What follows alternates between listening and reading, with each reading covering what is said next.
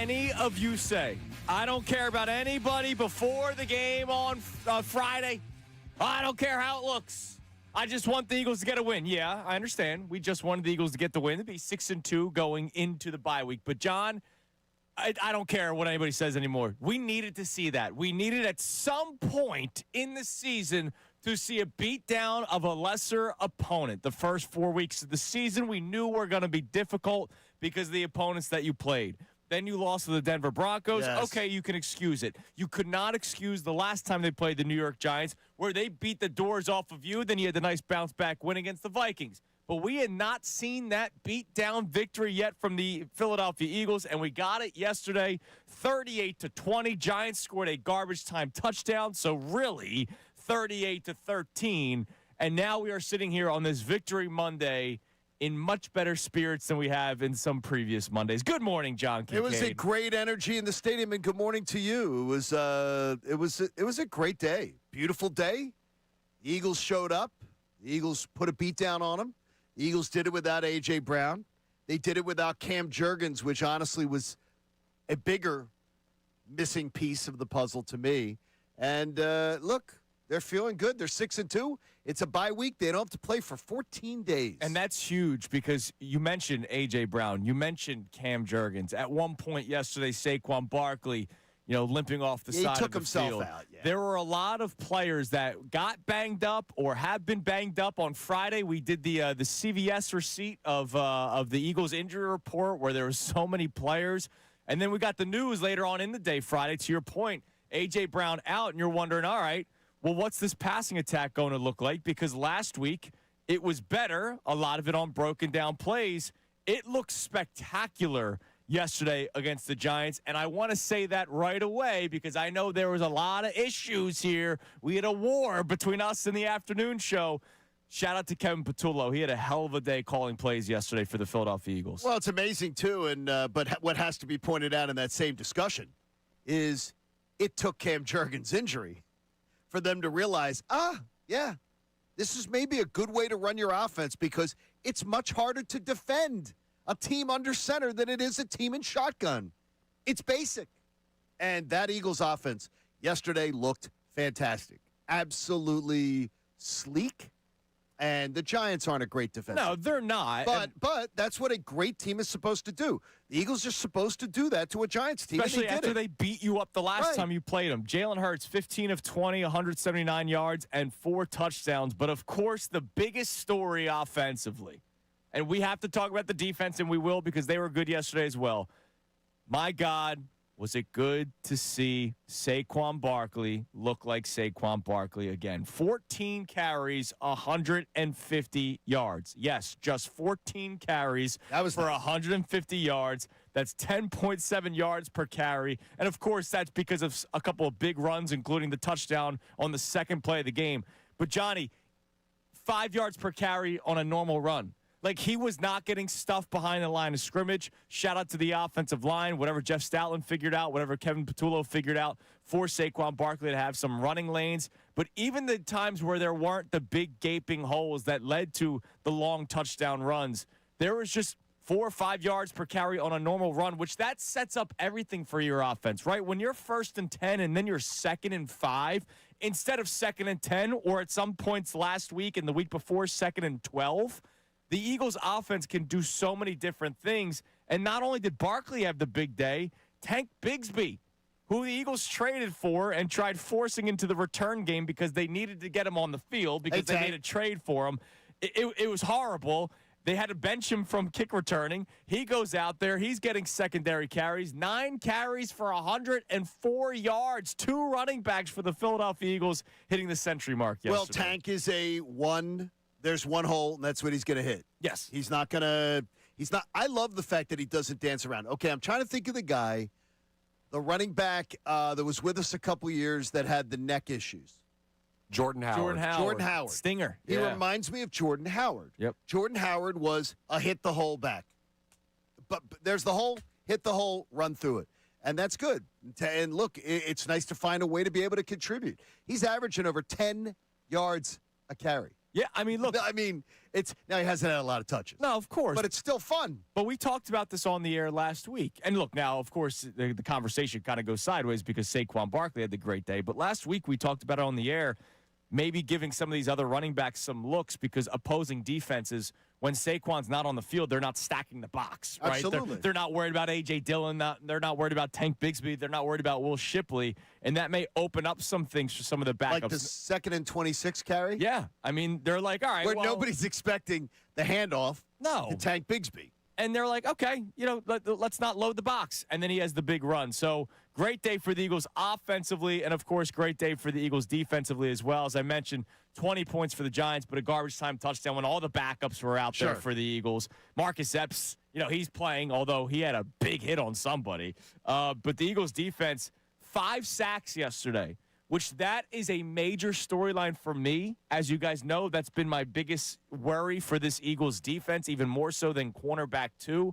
The fact that they were able to get to Jackson Dart, and it wasn't 5 sacks on a young quarterback just holding on to the ball too long. No, they were vicious. And 5 sacks doesn't even tell the true story. I mean, there were times where they were getting to Jackson Dart, and he was doing a good job just getting the ball right away or at the last second. Like there was the one where Jahad Campbell had him by the ankle, and they thought it was a fumble and ended up being a forward pass.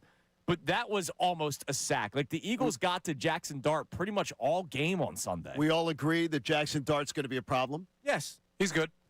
Yeah, he's good. Yeah. And when they get their top wide receiver back and they get their running back Scatterboo getting hurt too was just a killer for that game. Ugly injury. That was ugly.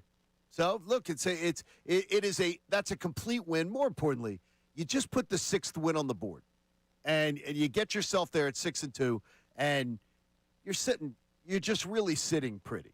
Yeah. And now it's all about just trying to figure out where you're going to seed out come playoff time, because there's nobody who's going to challenge you to win this division unless you shoot yourself in the foot repeatedly over and over again. It's not happening. So today at 610-632-0975, obviously overall reaction to the Philadelphia Eagles win over the Giants, 38-20. Man, does it feel good to come in here on a Monday morning and be chipper and be happy and be ready to go and wanting more football instead of saying, man, take your time until we see another game. But they go to the bye week, which is huge for this football team. But we want to hear from you, not just reaction, but I want you to respond to this.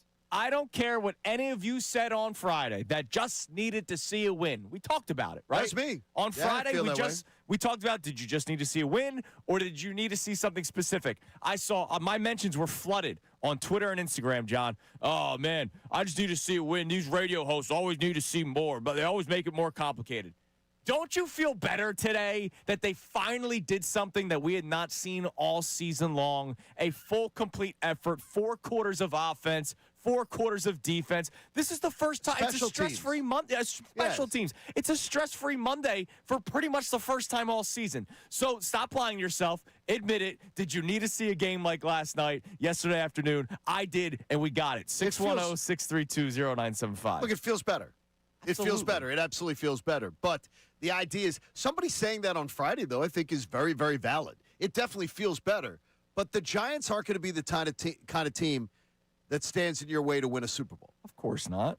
And that, to me, is just where I'll say that's the kind of win yesterday that I expect Super Bowl championship teams to do. When they play the least team in their division, go on out, win a game comfortably, and do it. And they did it. And they did it without some key pieces, which is really good. Probably the most important thing to see yesterday, that ground game was humming. Saquon, 14 carries, 150 yards, and a touchdown. Coming up next, you'll hear from Saquon Barkley after the Eagles win over the Giants.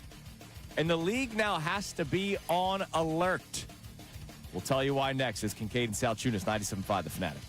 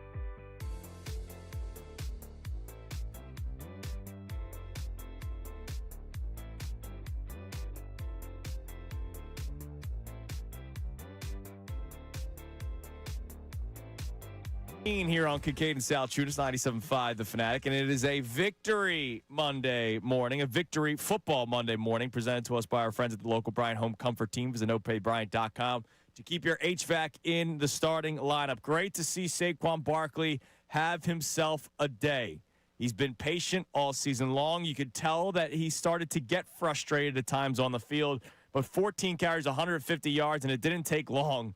What, second play of the game, the big touchdown run. That was my K&A parlay of the day. That was nice to be able to add that to it. We did really well except for that. Some of us. I had the Dallas Goedert touchdown. Yeah. You had the we anytime. had 2 anytime touchdown bets in our parlay. And then Connor had the. It's okay. That's on the books. They set the line too low. Foresight. Not Ridiculous. even realizing A.J. Brown's injured. By the way, in that. case people don't know what it was, he had Devontae's under in receiving yards. That did not hit. All right, so Saquon Barkley, after the game, this was great to hear because it was after a day that we all needed to see. Even if it wasn't this specific game, we needed to see the ground game going at some point because we know that's when this offense is actually really humming, is whether or not the ground game is working. It worked yesterday. Here was Barkley after the game, courtesy of Fox. I mean, it always starts up front. The O-line did a really good job of dominating the line of scrimmage and never get caught up in what everyone's saying on the outside. I know I had to answer questions about it. I knew, the same player I was last year is still here, but I just continue to stick to my routine, continue to fall in love with the process, and at some point we knew it was going to crack, and now we got built on that. The week before we threw for over 300 yards, and now we rushed for almost 300 yards, and now we got to continue to find a balance. So bye week, heal up, get away from each other a little bit. That's always a good thing. But then when we come back, we got to get rolling. Now, I know that the Giants were first and foremost, they are the Giants. Second of all, they were banged up in the secondary, and they got hurt. I mean, throughout the game, they were dropping like flies.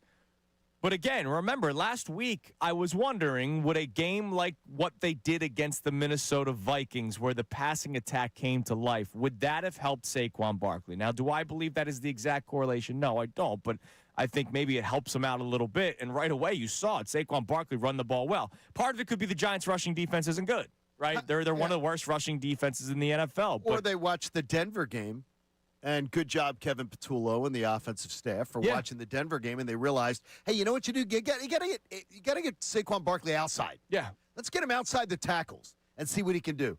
I don't know why it took till week 8 till we see that incorporated into the game plan, but it was a really positive thing that it did. It was. And now, as I say going to the break, the league has to be on alert. We're back to almost last year where I say, how do you stop him? Remember, after one game, though? They're on alert. I'm not saying it's efficient, John. Yeah. After the Steelers game last year when they threw the ball and needed to throw the ball, right? And so is that what y'all wanted to see? Now, all of a sudden, the rest of the league was like, uh-oh. So they can do that. We knew that the Eagles could run the ball. We were just wondering, when was that going to happen? When was the offensive line going to be maybe healthy enough for a football game?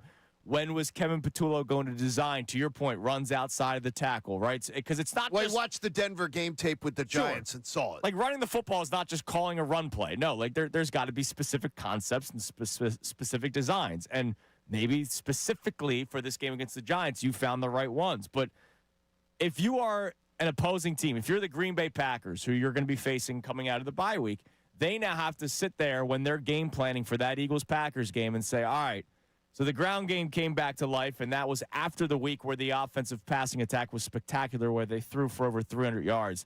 This is going to be a tough task to stop them. We can't just stop one thing and say, go ahead, try to beat us with something else. No. The diversity's great. That's great to see it. It comes back. I remember in the first Super Bowl year, the one year that they ran in 22, they ran for the big game against the Packers, like 350 yards rushing. And then the week before, they had passed for like 350 yards. So they show you what they can do, and then now it's a matter of, can you continue to build on that? And that's what we're going to see. I just don't want to take too much away from it being a Giant game, but I'm just glad to see it. And I'll tell you, if Jalen had went to that podium yesterday, and if he had said, so is that what you wanted to see? I would have lost my mind.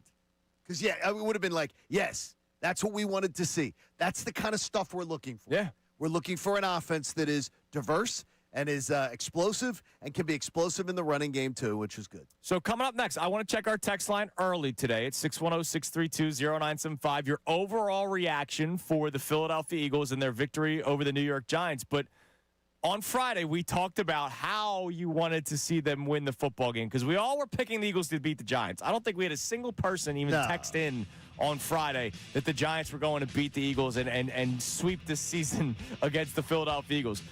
They won, but, man, did they win big.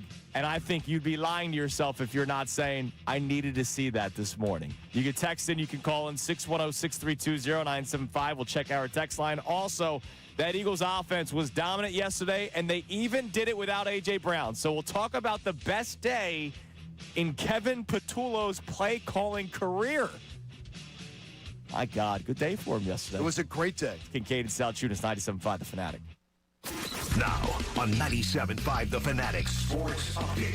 6-2 into the bye. I'm Connor Thomas, and the Eagles took down the Giants 38-20 yesterday in one of their strongest performances of the year. Jalen Hurts threw for 4 touchdowns and another strong passing performance, but the Eagles' rushing game finally got going as well. Saquon 150 yards and a touchdown. Tank Bigsby added 104 of his own, and we heard a little bit from Jalen Hurts after the game, courtesy of Fox, on what the Eagles did well. More importantly, we were able to run the ball, almost running for about 300 yards. That allowed us to play efficient in the pass game. We still got things out there that we want to take advantage of and play a little cleaner, but those guys stepped up in a big way. So the Eagles are now 6-2 heading into the bye week as they look to get healthy. The Birds weren't the only Philadelphia team that won over the weekend, though. Sixers took down the Hornets Saturday to move to 2-0 to start their season. They're back in action tonight at home against the 1-2 Magic. That game at 7 p.m. You can hear it live here on 97.5 The Fanatic. Flyers beat the Islanders in a shootout on Saturday, and the Union took game 1 of their playoff set with Chicago Fire in a shootout yesterday evening. We'll talk to Andrew DeCecco coming up at 7:55. This update's brought to you by Groundworks, your trained and certified experts for basement waterproofing and foundation repair since 1997. Book your free inspection at groundworks.com. I'm Connor Thomas on your home for the Sixers, Flyers, and Union. 97.5 The Fanatic and 97.5thefanatic.com.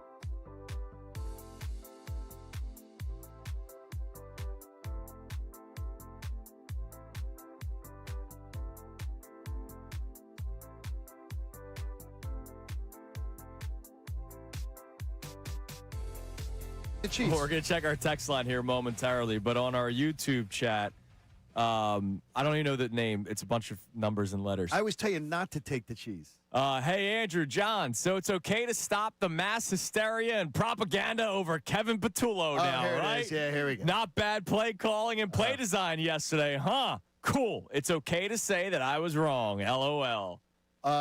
First of all, LOL.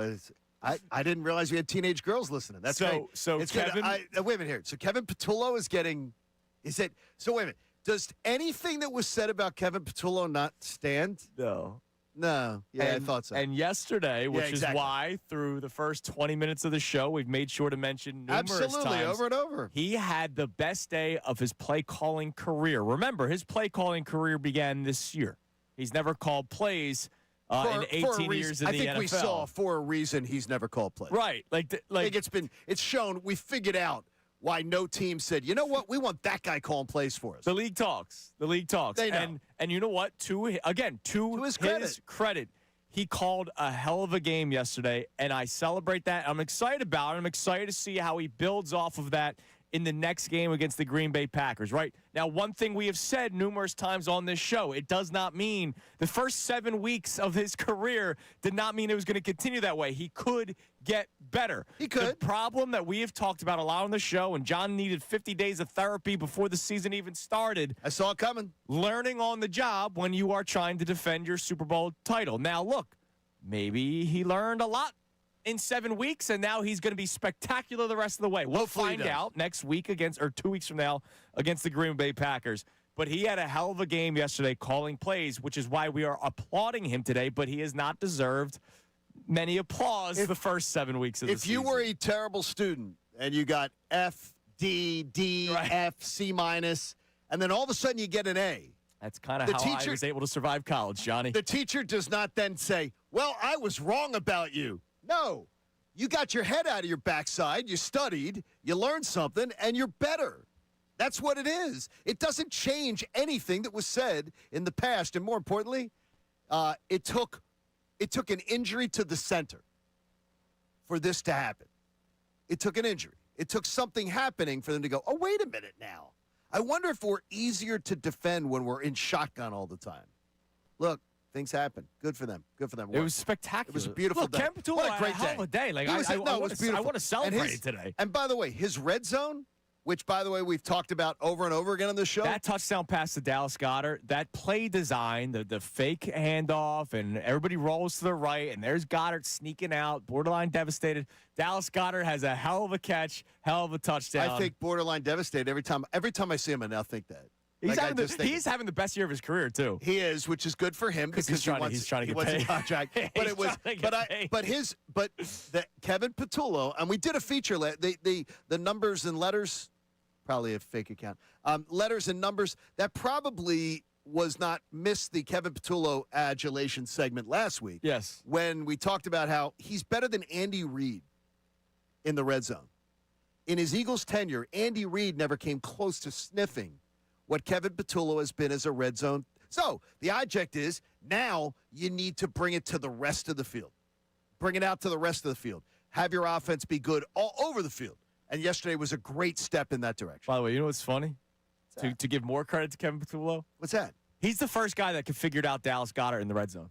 He's the first guy. Oh, no, you're right. Dallas No, Goedert you're right. has 7 touchdowns this year. His previous career high was his sophomore season back in 2019 when he had 5. Are you kidding me?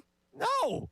I did not know They that. never used him. No. His entire career in the red zone, I they always thought- never used him. I think Doug didn't know how to use him. No. Doug did not know how to use him.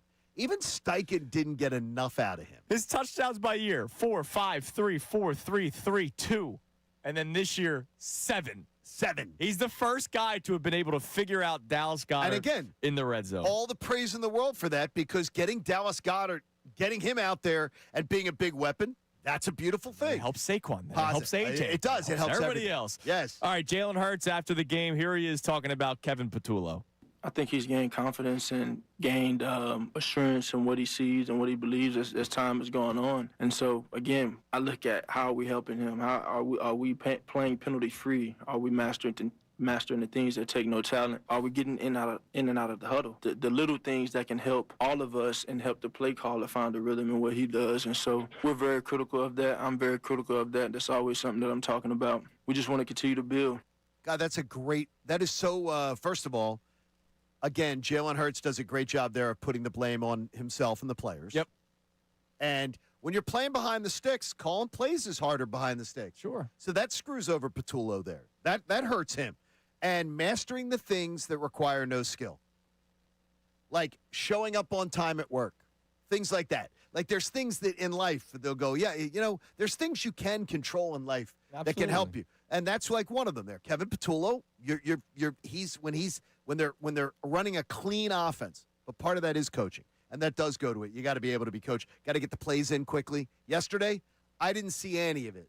No. I didn't see any of Jalen Hurts moving. like saying go. And I was sitting, I sit next to Bill, and the hurry up, Jalen in the hurry up, I love, and I wish we did more of it. Wish we saw more of it. Well, it gives him Jalen time to scan the defense. Now, obviously, you can't be doing hurry up when you're behind the sticks on second down. But when they were trugging forward and Saquon Barkley was getting 5 yards, 4 yards, and you're constantly moving forward, that helps this offense flow. Here's Kevin Patullo's best buddy, Nick Sirianni, talking about his performance yesterday. I think that in football, it's always us, all of us. And so I know they love Kevin, but it's always all of us. And I think Kevin's really mentally tough. I think you have to be in this game, regardless of anything. You have to be mentally tough in this game. It's a long season. There's ups and downs. There's weekly stories, all those different things. And I think what Kevin's done a really good job of is being able to block out anything that can be a distraction to him and working like crazy to put himself in the best position to call the best game that he can each week, regardless of what's going on. So I got a lot of respect for Kevin in that aspect. Look, he did a great job yesterday. Fantastic and again, you job. just have to hope that he can continue to build off of this. Following the performance against the Minnesota Vikings, where there were good things, but again, 70% of the passing yards you pointed out were on play breakdowns. Yeah. Yesterday, that was not what we saw. No, it was clean. Yesterday was clean. And in both facets, right? Running the football and throwing the football.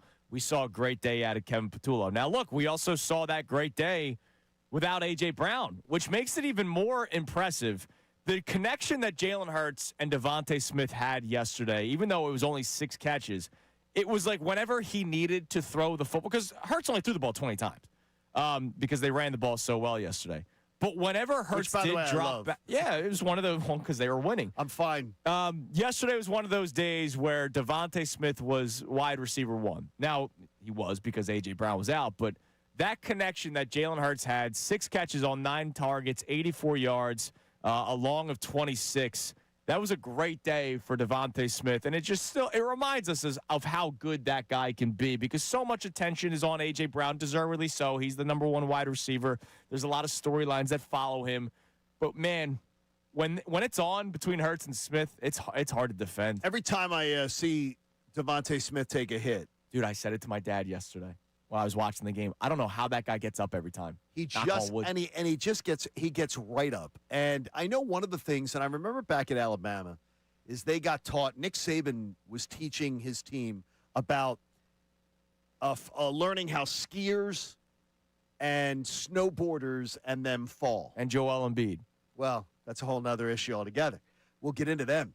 The learning how to make your body just go, and they taught them that at Alabama. And whether that was a big influence on Devontae, I don't know.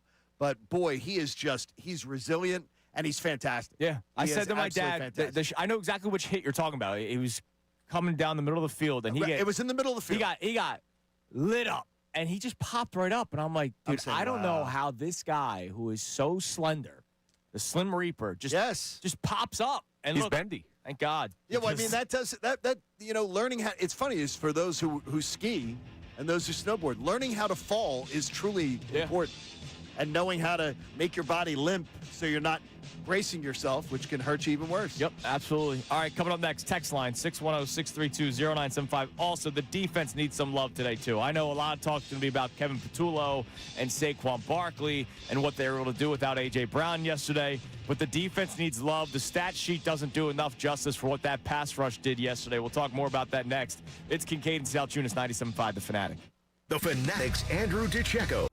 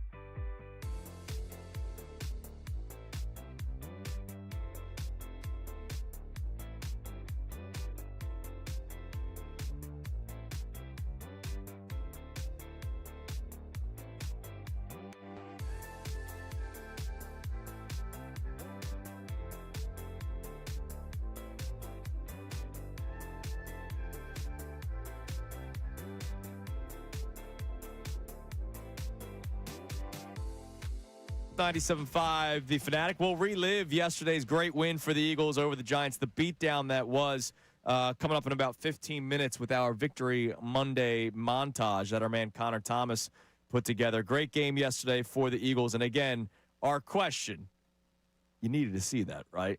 Like the whole feels great, doesn't it? Just win, baby, win. Like, yes, I know we all wanted to go into the bye week 6-2. But the fact that you actually saw a beatdown, and for the first time all season, 4 quarters where you weren't complaining really about the offense at all, right? There was one 3-and-out yesterday for the Philadelphia Eagles. It was a great day for Kevin Patullo, a great day for Jalen Hurts and his 20 pass attempts, and finally, a great day for Saquon Barkley rushing for over 150 yards. There's one name that has not been brought up yet, and I'm a little surprised from the Eagles game yesterday. And I'm not going to say the name. I'm just going to Josh Uche. No, I thought that, to me, Jalen Carter jumped off the page yesterday. Oh, he had a hell of a day. Like he was a menace. We were about yesterday. to show some love to the defense this segment. I mean, it's lovely, and I think that that's great. I think it's It great. was. We'll get to that in a second, but let's get to a couple text messages because I know the text line's humming this morning, just like the Eagles' offense was yesterday. What we got? All right, this first texter, no name, but they say, Happy Football Monday. I asked for dominance and saw dominance. 2 weeks now to get some much-needed rest and continue the journey of this team coming into form. Yeah, look, the bye week, we'll talk about this more as the show goes on because we're reacting to more so for yesterday. But the bye week, it's like the same thing as last year. Couldn't have come at a better time, right? Because of all the injuries. Now, the only like minus of the bye week is that you're going in high. And they're playing really well Right, the last like 2 weeks. you almost want the momentum to keep going, whereas last year you went into the bye week at a very, very low point after that loss to the Bucs. But like, even though the offense looked really good yesterday, let's not lie to ourselves. You want A.J. Brown back. You want Cam Jurgens back. Absolutely. You want these guys back. But it does come at a very good time in terms of the health of this football team. What else we got? Bob and Dub C, simple text here, but just says, shout out to OC KP. Job well done, coach. His best game of the year. No question. Best year of his career. Best game of his career. Yeah. He's never called plays in his Never. life. I need to remind you that, which is why it started off maybe slow for 7 weeks, which is why there was a lot of questions of why you would hire him, which is why there were red alerts going off in weeks 5, week 6, week 7 when it wasn't looking good, and you're wondering, can they overcome this inexperienced offensive coordinator? It didn't mean it wasn't going to eventually click, which it did yesterday, but we didn't know it was going to click yesterday. The last time they played the Giants, they got spanked. They scored 0 points in the second half, so it wasn't a guarantee that it was going to click yesterday, which is why I keep on going back to our question. You needed to see that, right? Here's what you needed to see. I got a million things that you needed to see. That you needed to see. You needed to see the ground game going. You got that yesterday. We needed to see that, absolutely. And you got it with 2 running backs. You needed to see the passing offense not just be on play breakdowns, look prolific. It did yesterday. Fair. That's fair. We needed to see that, and we did see it. I know this is deeper in the weeds, but we have talked about this a lot. You needed to see the play calls coming in on time where it doesn't look like they're scrambling at the line of scrimmage. Kevin Patullo was on a heater yesterday where he was able to get the play in at the right time for Jalen Hurts to be able to scan the defense. So you saw that yesterday.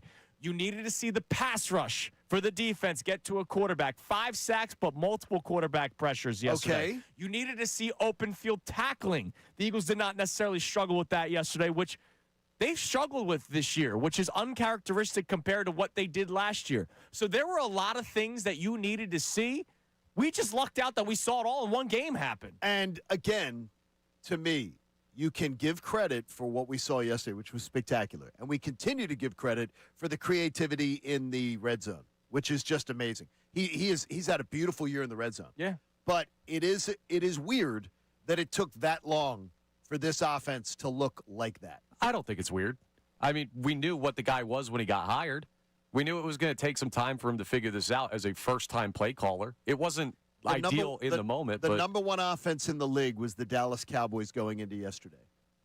First-time play caller, former offensive line coach. But their head coach called plays for that team the year before. Yeah, but again, it doesn't. Then that's an indictment on our head coach.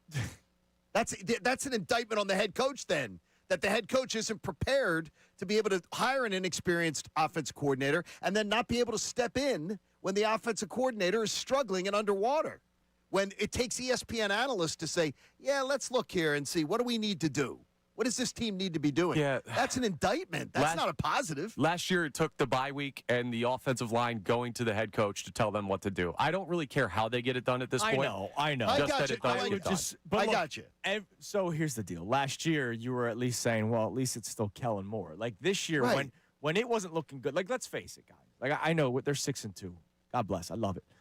The 3 and outs were horrible for like up until yesterday. They only had 1 3-and-out yesterday, but up until yesterday, they led the league or were one of the three They were in worst. the bottom up until yes. And like that's an issue, and I don't care if it's an experienced offensive coordinator or not experienc's offensive With all coordinator. that talent, There and was you come something out like wrong that, with it's the team, terrible. but it got so much better yesterday, and hopefully they build off of And that. that's two, in context, that's 2 last-place teams you beat back-to-back. Just remember that. That is, the competition is about to step up the next 2 weeks when you get back, but we have 2 weeks to prepare for that. And hopefully they build off of what you saw Correct. yesterday. All right, so the defense deserves love, too. You're right, John. Jalen Carter was a freaking menace yesterday. He gets his first sack of the season. The Eagles' defense, they came to life yesterday. And, again, when I say I needed to see this, it's not just an offensive I needed to see this. I needed to see this from the defense. Jalix Hunt, Zach Bond, Moro Ojimo, changes every week. Jordan does. It Davis, keeps changing, by Jalen the way. Carter.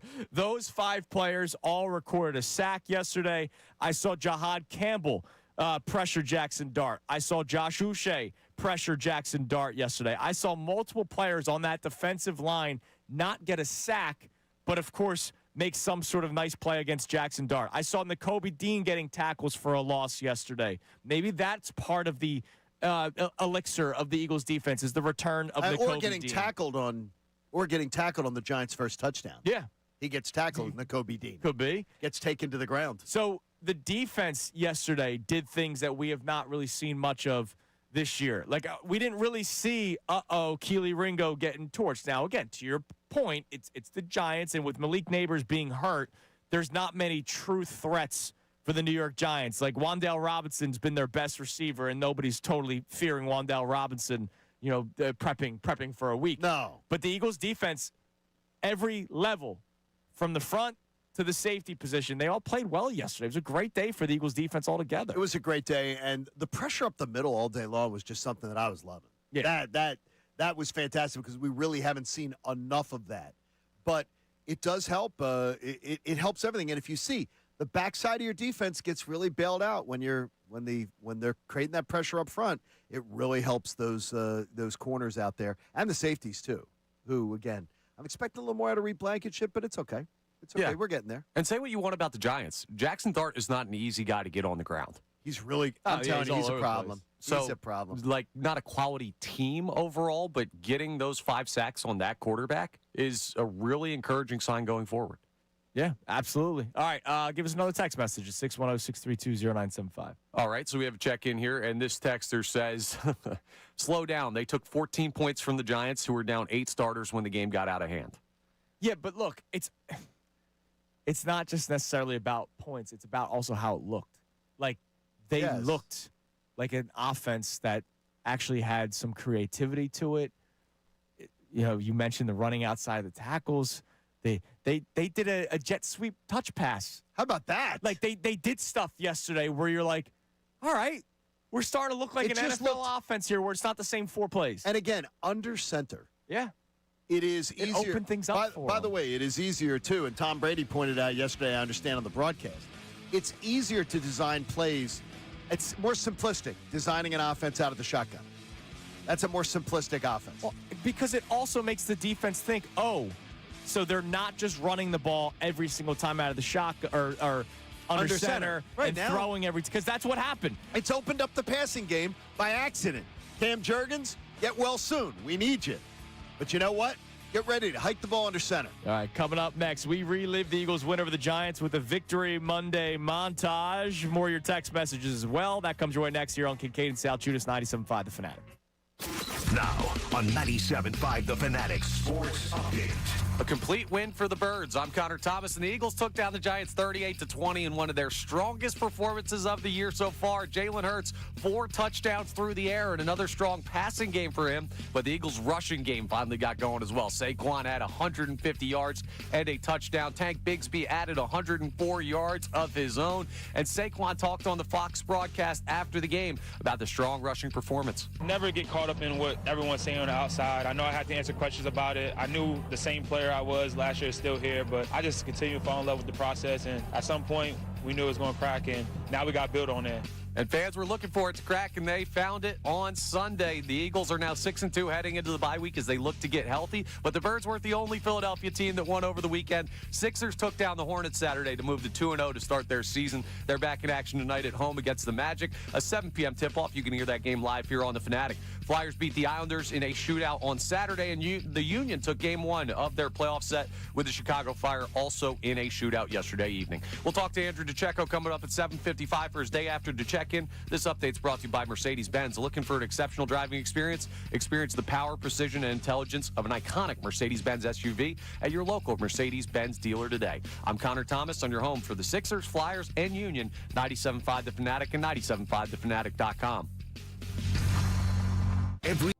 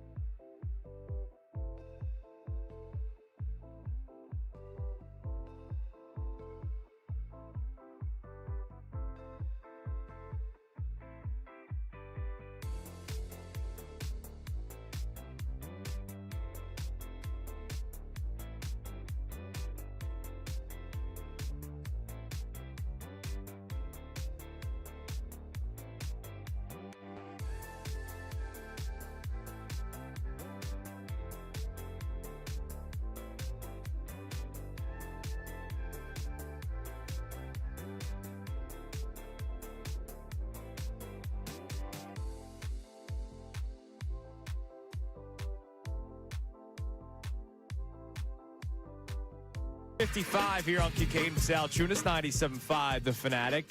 Hit us up with a text message, Connor. You can text the show at 610-632-0975. Sort of reacting to the game, but also reacting to the statement. I don't care what you say. We all needed to see that. And that was a beatdown win of a lesser opponent, right? We already had a text message. Oh, slow down. It was against the Giants. Yeah. You know what? That team also beat you by 17 points a couple weeks ago. So I needed to see a beatdown win, and I needed to see sort of every area of the team improve upon what we've not seen. Pass rush, getting to the quarterback, running game for the Eagles offense. Jalen Hurts, he's been efficient, but actually efficient downfield as well.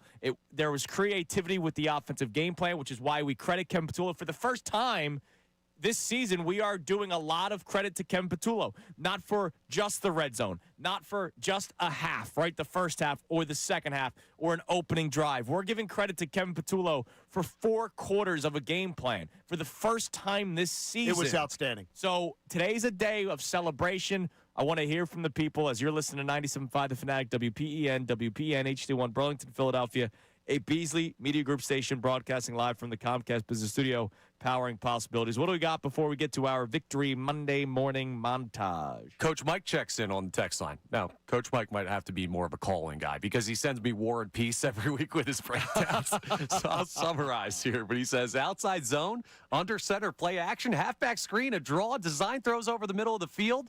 That wasn't Kevin Patullo calling plays, and follows it up with a joking type of stuff and saying it did not look the way it had looked through the first 7 weeks. No, I love that. It didn't. And they opened up the playbook yesterday. That screen pass to Saquon Barkley was tremendous yesterday, too, to his And point. that's what I was saying to you the other day. Like, just can we get guys in space a little bit? Yeah. And they did. And that's great. Kevin, that was outstanding. The jet sweep to Xavier Gibson. Like, I know it was only for like 4 or 5 yards. But Well, like, that was Gibson's fault, I think. right. I But think like they did different stuff. And you know what?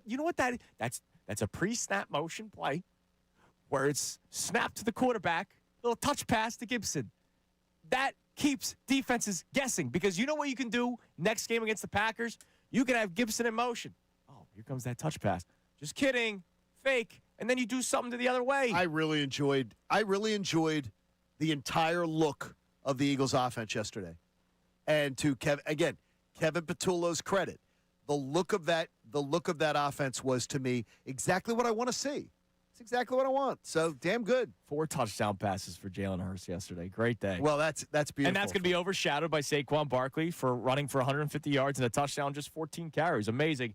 Here's how it sounded, courtesy of our friends at Fox. Eagles go jumbo on 2nd and 10. Here is Barkley, left side, big hole. Saquon Barkley! Uh-oh! Barkley! Goodbye! I guess the run game's back. Well, that's what we're used to seeing from this team. His first 20-yard rush of the season right there. Never get caught up in what everyone's saying on the outside. I know I had to answer questions about it. I knew the same player I was last year is still here, but I just continue to fall in love with the process. And at some point, we knew it was going to crack, and now we got to build on that. 2nd and goal. Blitz coming. Hurts. Barkley wide open. Touchdown, Philadelphia. Saquon Barkley lined up in the slot on this play. 2nd and 2. Hurts, quick draw. Touchdown, Eagles. To catches. Slayton had his hands on a ball. Theo Johnson had a perfect pass that he dropped. Could have led to a touchdown. Now it's start. A lot of time. No one open. Pressure. Looking around, and he is slammed. Jalen Carter gets home his first sack of the year. Vertical separation he can find if he's not double covered. Eagles show blitz. They come with it. Guard in trouble. Gets away. Then drilled. Jalen Hunt has had a big day, and he gets home.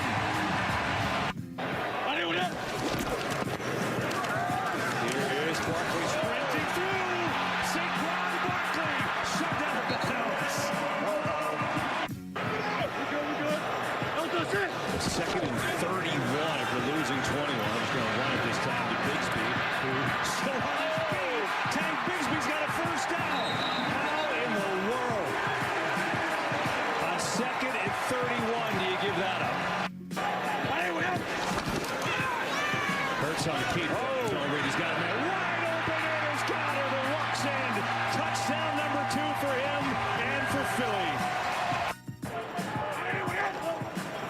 Hurts. Blitz coming. Hurts sees it. Loading up. Going for a deep ball.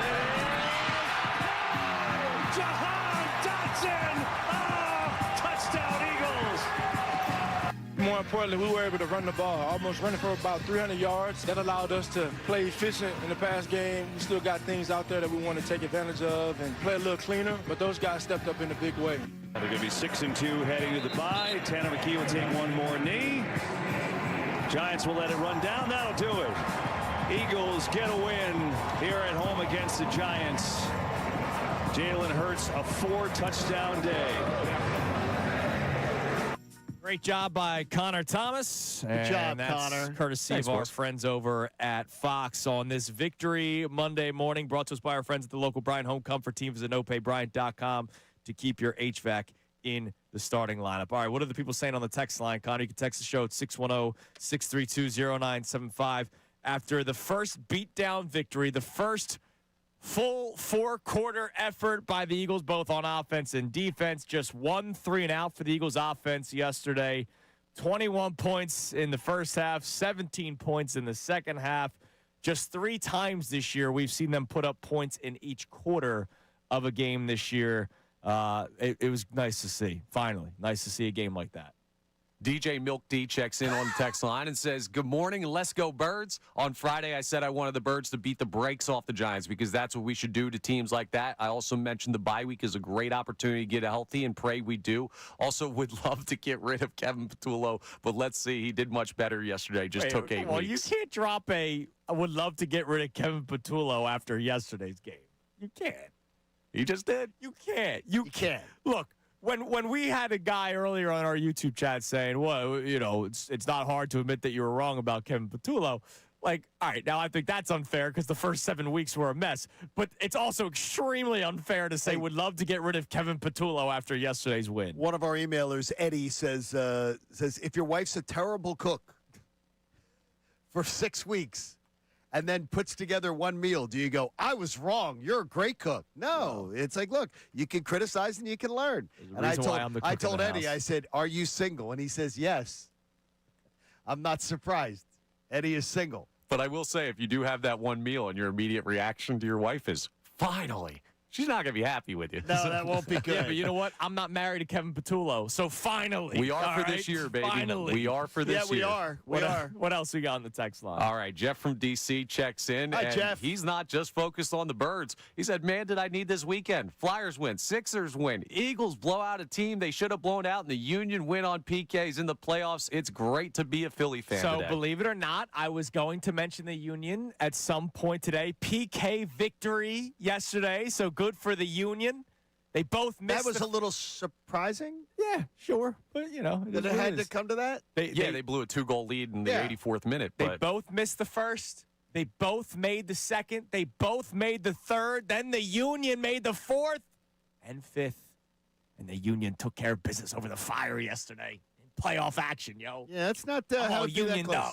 There you go. I would You're never off. lie to you. Yeah, you're There's lying. a lot of people in this city that lie to you and pretend. You're but lying. I support Philadelphia. That's all I care about. Speaking of teams that won this weekend, let's not forget your Temple Owls, baby. Fight, fight, fight for the cherry and the white. Are you kidding me? Overtime win. One win This- away from being bowl eligible. If he makes that team bowl eligible with no NIL money, That's awesome. Coach, I'm wearing my Owls sweater today, man. Coach, that was freaking awesome. You guys want to guess Evan Simon's touchdown to interception ratio this year? No. I'll guess who Evan Simons is. He's the Does he quarterback play for for Temple. He's the quarterback of the Temple Owls. Guess how many touchdowns to picks he's thrown this year? Just take a guess. 4-1. Sure. 4-1. He has thrown 21 touchdown passes and 0 interceptions. It's amazing. Pretty darn Go good. Temple, baby. Future Bird. I didn't even know that he didn't have an interception, and I watched the He games. has not thrown a single pick terrible. this year, man. He's been spectacular. That's awesome. All right, what else we got on the text line about the Eagles? As much as I would love to talk about the Temple Owls being the team of Pennsylvania when it comes to college football, unlike those Nittany Lions. And no money to spend either. So we'll have to explain this a little bit to this texter, but it's something worth bringing up. They say, I don't know if it was shown on the TV, but Eagles had number 74 report as eligible multiple times during the game. It looked like it was setting up more for the offense to do. Fred Johnson, number Yes. 74. Yeah, by the way, he has been an incredible asset, and Nick Sirianni talked about him too. In the Can you grab that clip, because I did not have it on the show sheet, but he talked about Fred Johnson. They used him a lot yesterday, which may have helped the rushing attack. Obviously, well, he's been that sort of, I guess, jumbo package, whatever you're going to call it.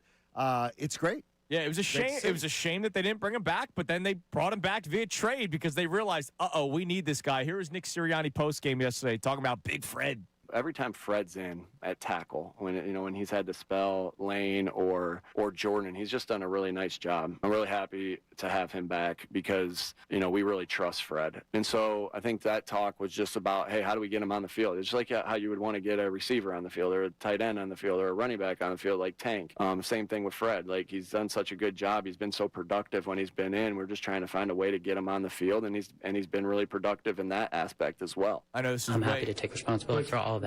I know this is very early in the conversation, but okay, I would imagine a team gives him a look this offseason. Like an actual look. Who, Fred? Yeah. Oh, yeah. Like the Jags got him on a 1 year, $1 million deal. By the way, if the Eagles don't give him a look, like a responsible, I don't know if he's going to get a starting job, but he might. I mean, young team might give him a shot. Sometimes when the book is written on you, they think, oh, you're like a system guy. Sure, he fits in well what's going on here, but Yeah, but look, I'm not going to lie to you and act like I'm breaking down the offensive line film of the Chargers, but Becton, by everything I've read, has been good with the Chargers at right really guard, good. right, and that really was a different position. So who knows, man? Lane Johnson to Fred Johnson. But Fred Johnson, man, I'll tell you this. paving the way for Johnsons. A couple of Johnsons hanging out. Go to break. They're doing well, man. All right, coming up next. I don't care what you think about him. All right. He's a 7-time Super Bowl winner. And 7-time Super Bowl champion Tom Brady loves Jalen Hurts, and that's pretty damn cool. Hear Hurts and Brady post-game back and forth yesterday. Coming your way next here on 97.5 The Fanatic. Sixers guard Tyrese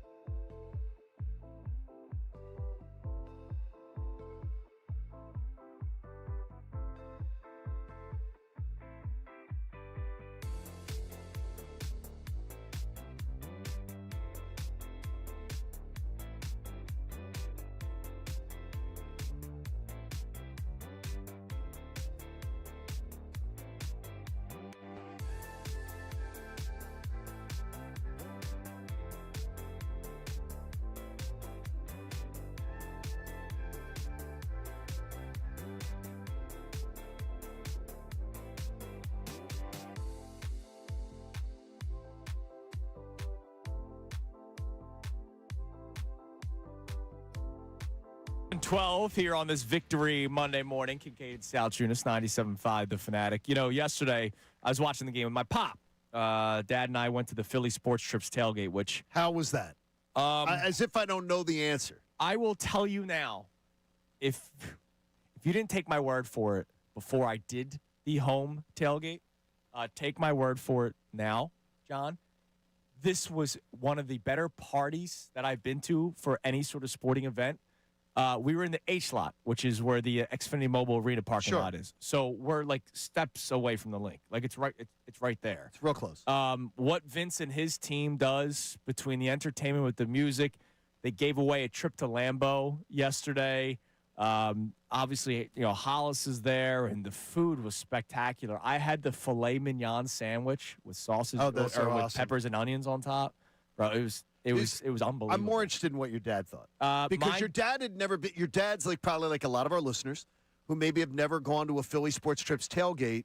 How about a tailgate period? My dad's never tailgated an Eagles game. He and I have had a hoagie before a Temple game together on a fold-up chair, but he's never experienced, you know, like the working grill and all that kind of stuff. I honestly, this is one of those days where, like, damn, I'm really happy I brought my dad. Like, that's awesome. It was the smile that he had, and he was walking on. He left the tailgate half the time because he just wanted to. He wanted to experience all of the H lot, but he kept coming back because the drinks were flowing and the food was. I like that you did that today. I said today is 5 years for me since Betty died. Yeah, today's 5-year anniversary for her, and it's like she lives on. Like it's like I would love to. Betty would have loved the Philly Sports Trip tailgate. Yeah. I can only tell you. So go to phillysportstrips.com because you're going to be at the one before the Bears game. The Bears game the day after Thanksgiving. Check them out. They were spectacular. But so I watched the game with my dad afterward because we did not go to the game. We drove back home, watched the game. And they show the graphic of Brady, right? 7-time Super Bowl champion. And it still is like, my God. And as the quarterback, right? Not a punter. Not a kicker that can play till he's, you know, in his 40s, even though Brady did play into his 40s. He was the starting quarterback of a team that won 6 Super Bowls with the New England Patriots and one with Tampa. So say what you want about him. The cheating scandals, people don't like him, all that kind of stuff. But he loves Jalen Hurts. Like, loves Jalen Hurts. It comes off that way when he talks about him during the game, during the broadcast. And then yesterday, after the Eagles win, Brady one-on-one with Jalen Hurts. Take a listen. A.J. Brown, how do you feel about the other guys and how they stepped up? Dotson, obviously Goddard and Devontae in the pass game today for you. Yeah, well, I think more importantly, we were able to run the ball, almost running for about 300 yards. That allowed us to play efficient in the pass game. We still got things out there that we want to take advantage of and play a little cleaner. But those guys stepped up in a big way. Jahan, that's a hell of a catch to kind of put a dagger in the game. Smitty taking advantage of his opportunities. Those guys just being in the right spots and doing what we prepared to do. So a lot of love for those guys for the way they prepared for this week. Yeah, and you've had great chemistry with all those guys, and you're finding your one-on-one matchups. You could just deal and play point guard. In a game, you know, you played them in week 6, 2 weeks ago. In the Meadowlands, game didn't go the way you wanted. Today, completely dominant performance. Is that what you guys expected? Yeah, well, we wanted to come out here and play our brand of football. And that looks different from week to week, but, you know, as well as anyone, it's about winning. And so coming out here being efficient, tried to stay ahead of the sticks, capitalize in situational football, win that, and then be good on third down. And so everybody did a really good job today, and we just want to continue to improve off of that. Yeah, you certainly know how to win, that's for sure. And even when everyone, you know, coming off 2 losses and you guys go to Denver, two tough losses, you guys come back and won in Minnesota last week, and today people think, oh, they're struggling, but you're like, no, we ain't struggling. 6-2 going to the bye week. What kind of confidence does that give you guys? Well, I like it that way. I like it that way. Yeah. I just smile and accept the challenge that comes. And got a great team. We got great guys with great competitive character, and we just want to continue to build. Yeah, well, you're doing it, man. Congratulations. Enjoy the bye week, and we will see you down the road. There we go. I want to throw in another question, John. What's another one? At 610-632-0975. Does that mean something to people? Like that? Brady and Jordan? Yeah. I think I just think of that. The 2 greatest probably in my lifetime when you go Brady and Jordan. Absolutely. And and they both gush over Jalen Hurts. And they respect the way he plays. They respect the way he handles his business. They look at him, and yes, that matters. It matters a ton to me. Like, I know people don't like Brady, and it's like, anytime you say the name, but, like, that means something to me, both him and Jordan. I saw loving Jalen Hurts. I saw a moment with Tom Brady yesterday where Tom was very, very kind to some people that were just being really intrusive. I'm sure. Trying to get pictures with him and trying to say, "Come on, Tom." And then someone can't get the phone working. Yeah. And Tom was being incredibly patient. It was good. So even with Eagle fans, and then one of the guys, when they got the picture done, says, "Thanks a lot for 52." And I'm like, "What are you, jackass?" Like, Meanwhile, Brady played. Meanwhile, Brady was amazing. He threw for 505 yards. I'm like, "What are you, jackass?" Though the guy just like. Did you see the Brandon Graham thing? No. Because BG obviously didn't play, but was out on the field before the game. Sure. He did the fake strip sack on Brady when Brady was awesome. Tom did not look happy.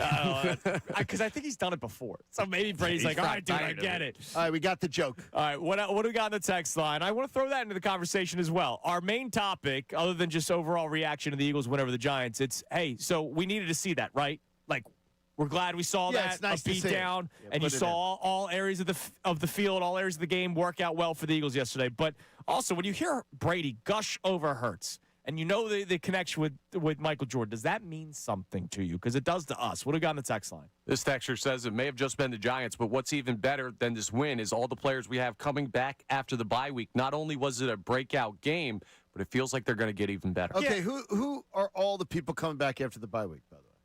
Like, as far as, like, because we don't know anything about A.J. Brown. We don't know anything. Hamstring. We don't know anything about Cam Jurgens. And I'm just talking about talking to people yesterday. We don't know.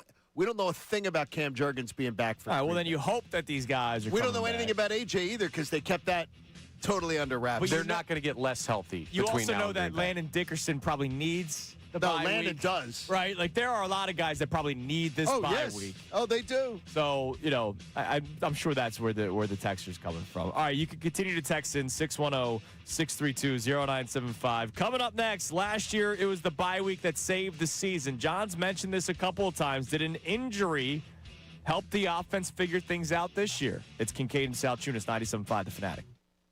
Now on 97.5 The Fanatic Sports Update. The Birds fly into the bye. I'm Connor Thomas, and the Eagles took down the Giants 38-20 in one of their best games of the year yesterday. Jalen Hurts threw for 4 touchdowns and another strong passing performance, building on what they did in Minnesota. But the Eagles' rushing game finally got going as well. Saquon, 150 yards and 1 touchdown. Tank Bigsby, 104 yards. And Jalen Hurts talked on the Fox broadcast after the game about the balance the running game gave the offense. More importantly, we were able to run the ball, almost running for about 300 yards. That allowed us to play efficient in the pass game. We still got things out there that we want to take advantage of and play a little cleaner, but those guys stepped up in a big way. So the Eagles head into their Week 9 bye with a record of 6-2, and they're looking to get even healthier and maybe even better. Birds weren't the only Philadelphia team that won over the weekend. Sixers took down the Hornets Saturday to move to 2-0 to start their season. They're back in action tonight at home against the Magic, a 7 p.m. tip-off. That game live here on 97.5 The Fanatic. Flyers beat the Islanders in a shootout on Saturday. Union took game 1 of their playoff set with the Chicago Fire, also in a shootout. Andrew DeCecco joins us coming up at 7:55 for his reaction to the Big Birds win. This update's brought to you by IHOP. With the new IHOP value menu, all your breakfast faves are just $6 every day. Go to your happy plates with the $6 IHOP value menu. Available every day at IHOP, $7 in some locations. I'm Connor Thomas on your home for the Sixers, Flyers, and Union. 97.5 The Fanatic and 97.5 The Fanatic.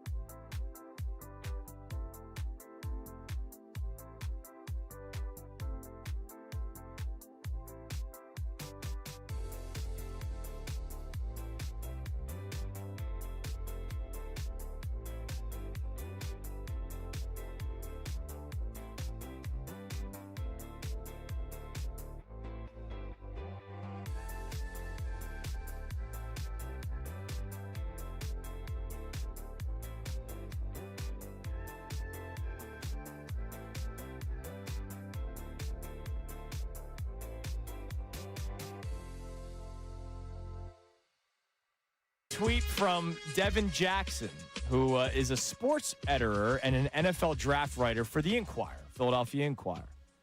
And on March 4th, 2023, he spoke to Tank Bigsby at the NFL Combine because Tank Bigsby met with the Eagles informally.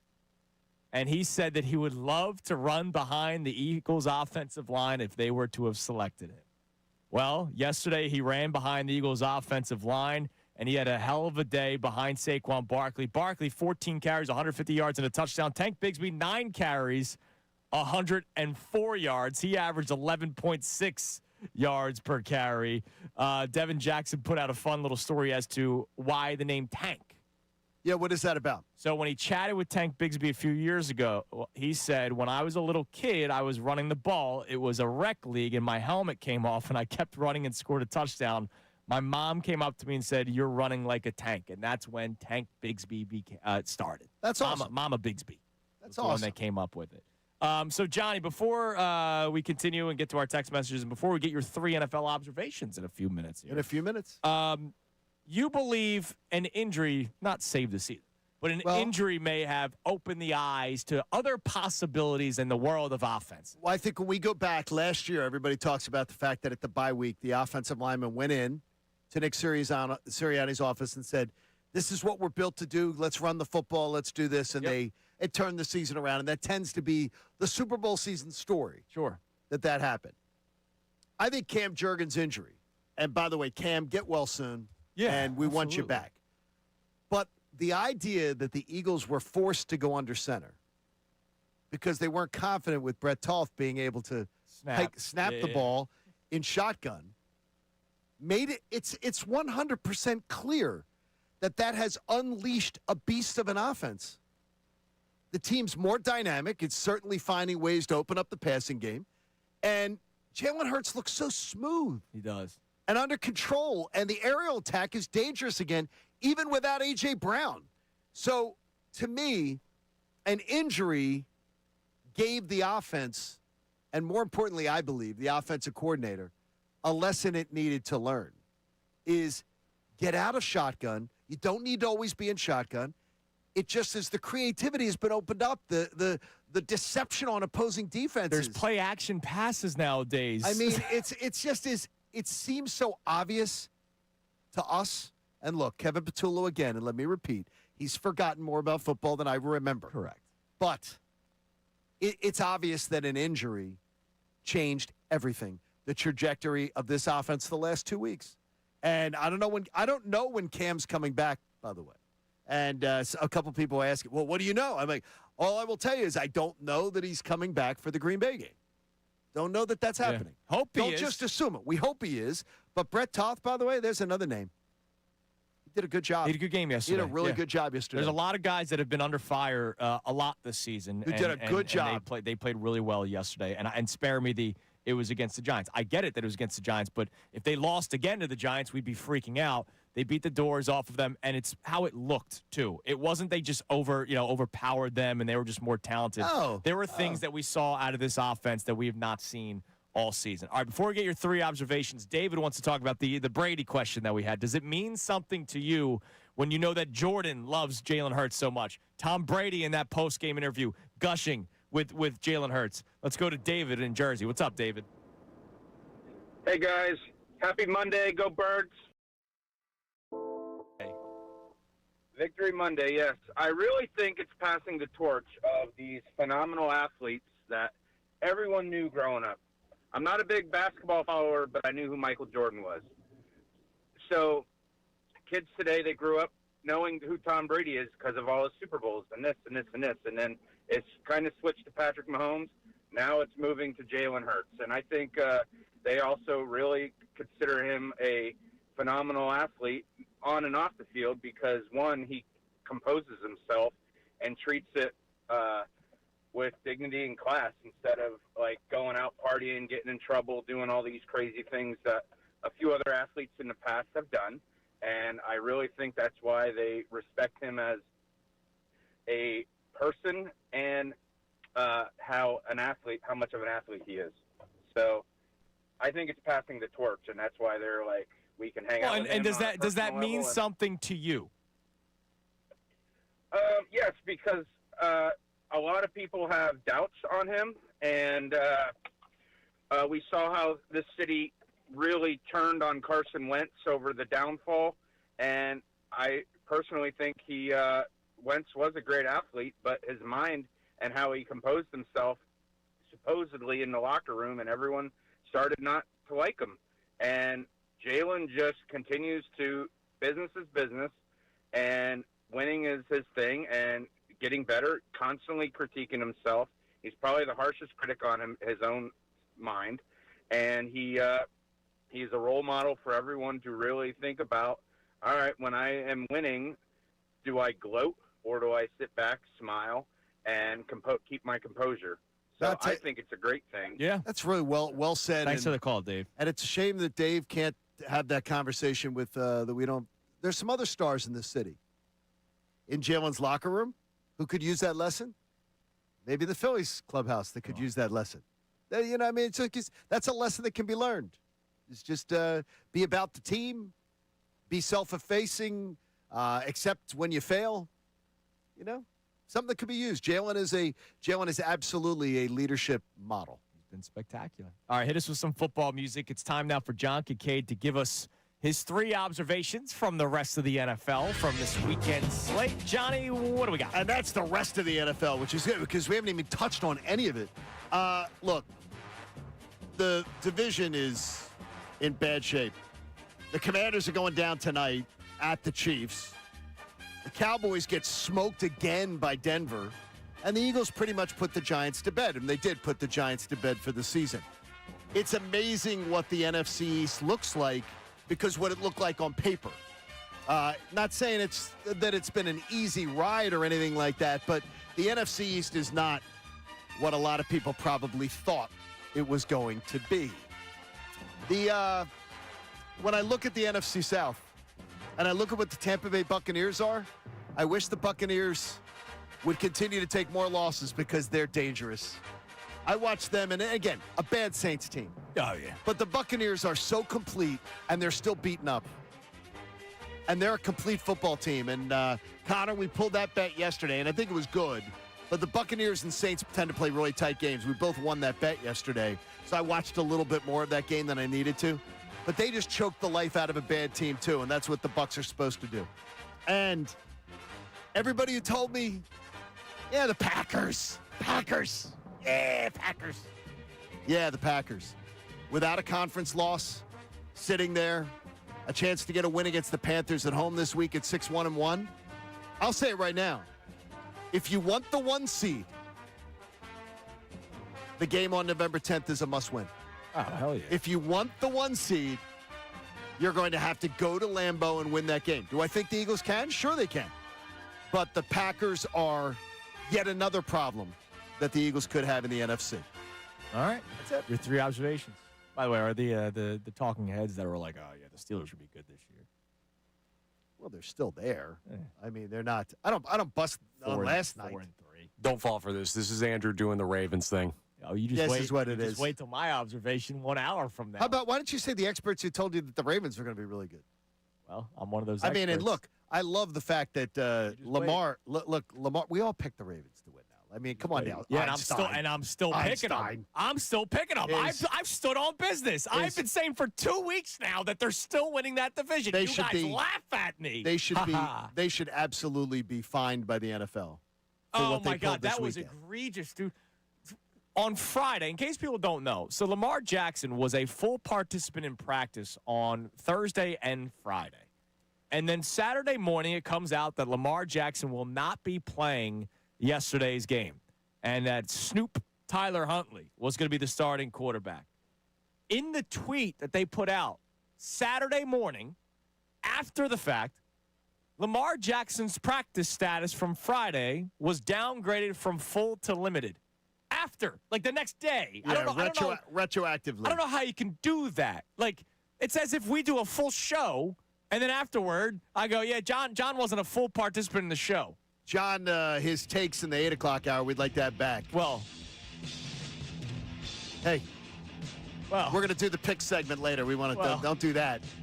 Don't do that. We got to check that scoreboard. Hey, I went 2-2 again, man. Mr. Consistent. But Lamar Jackson did not play, and so the NFL not only will fine Baltimore, they could potentially take away a draft pick from them. And they should. And they should, because that's dirty pool. That's really dirty pool. Especially after what the NBA just went through last week. Absolutely. I think Chauncey Billups is pissed about it. All right, coming up next, I want to ask you guys a question that I will also ask Andrew DeCecco when he comes on at 7:55 for his day after hit. How did the entire league miss this guy? It's Kincade Salciunas, 97.5 The Fanatic.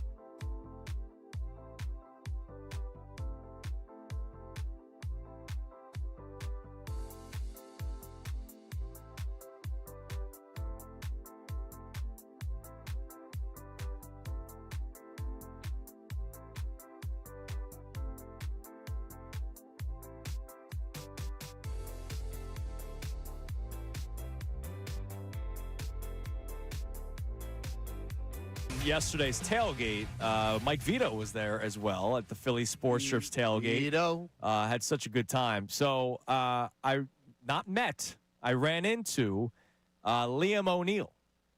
Liam is the founder of the British and Irish Eagles group. That's awesome. Remember, there was a game a couple years ago, John. I believe you were at the tailgate when it was still at Live Casino. Okay, And we they were were outside there. underneath the, Yeah. and it was a nasty day. Yeah, and it was one of the days where the British and Irish Eagles came to the United States to watch the Eagles play. That's awesome. And Liam gave me an official membership card. And when I ran into him yesterday, he went to give me another card. And I said, hold on. And I pulled it out. I still have it in my wallet because I have a Costanza wallet. I have the giant wallet. That's because you're an old man. It's amazing how much sports can change somebody's life. So Liam and his wife, Liam was offered a new position at his job, but he had to come stateside for it. And they said you have to pick an East Coast area in the United States. He was like, well, that's easy. So he's here now? He lives in Bucks County now. That's fantastic. For the last year and a half, he lives in Bucks County. He became such a big Eagles fan that when he was relocated for his job, he came to the Philadelphia Great job, area. Liam. And great job. And now he's a season ticket holder. Great job, Philly Sports Trips. Absolutely, man. It was amazing. All right, before we get back to our text messages. How did he jump the line on that? That's a very good question. Yeah, I want to know that. Very good question. Ask Chauncey Billups. Man, that's crazy. I need to ask, how did Cooper DeJean fall out of the first round? Cooper DeJean is not a safety. I'm going to say it to you, and you know, and I'm not being flippant. You know the answer. What, sneaky athletic? Yes. No, I can't be. Coach's kid? You're out of your mind. I can't. You're out of, Andrew, you're out of your mind. I can't believe that's the reason why he fell out of the first round. You're out of your mind. You don't want to say it. I'll say it. No, that's why Cooper. That's why I don't want to say. I say it about the Phillies all the time. No, but that's why Cooper DeJean was not in the first round. He's white. That's why I wasn't. He dropped out of the first round because he's sneaky athletic. It's the same way that they've for years used code words against African American quarterbacks. Sure. And they tried to be like, well, it's a cerebral position and everything like that. Right, yeah. And now watch the sport getting taken over. Yeah. But because all it took was opportunity. Cooper DeJean was looked upon by many because he doesn't fit the suit. How about that? Okay. He doesn't fit the suit. He doesn't look like everybody who they routinely draft in the first round at that position. And Cooper DeJean is wild. He's freaking wild. He's amazing. He had a tackle in the backfield yesterday. I forget if Scadaboo was still in the game or not, or if it was after the injury. But whether it was on Scadaboo or Tyrone Tracy Jr., Cooper DeJean goes through the line of 350-pound behemoths, right? Offensive line. Jalen Carter, now I understand, running. Juts his way through. Yeah, just goes right through and then gets a tackle for the loss, wrap up by the ankle, like as if he's a linebacker, right? I know that Cooper DeJean is not a safety, according to the song, right? But Cooper DeJean's not anything. He's just a baller. Is he the open field? He's one of the best young players at tackling he's spectacular. that I've ever seen. He's spectacular. And his situational awareness of understanding is just, he's great. He's great field vision. He's so fantastic to watch. And I do not want him at corner. The fact that the I Eagles... do not want him at corner. Yeah, I know, because you can use him all over the place. Ever. You know, You're saying outside corner. Yes, outside corner. Yeah, no. Outside corner. That's what I mean. But I don't want him having to be gone out there to make up for mistakes that you made otherwise. Which is why before the season started, when we were talking about where would you want Cooper DeJean play, I wanted him to be in the slot because I stand by it. I think it's one of the most important positions on that defense. He plays like a linebacker, though. And they use him in so many different ways. He can lock up a tight end, a slot wide receiver. Shoot the gap. He can get a tackle in the backfield on both a quarterback or a running back. Like he was spectacular. He's been spectacular. And the fact that they got him and Quinyon Mitchell, and this year, you got Jahad Campbell in the first round. The way and we'll see it. Drew McCouba played better yesterday. And Jahad, Bill and I were both looking. Bill Colarulo and I were both looking for Jahad. Jahad Campbell was watching a lot yesterday. Well, they got Nakobe Dean on the field, and Dean played well yesterday. I think he was out playing. He may have, yeah. They looked at him and went, "Wow, he's really he's a young guy." Now, the one play that he did have was the Jackson Dart, what looked like a fumble. I never thought it was a fumble when they slowed it down. I don't know why there was so much. I don't know why people were so upset. I thought the ball, his hand was moving forward. But that play, Jahad Campbell had Jackson Dart. He grabbed him by the ankles. Like he got to, and that was when he came off the edge. He was not lined up as a linebacker and just blitzing. Like he was an edge rusher on that play, which, again, they're going to need to do that with Jahad Campbell. That's the beauty of some of the players on this defense.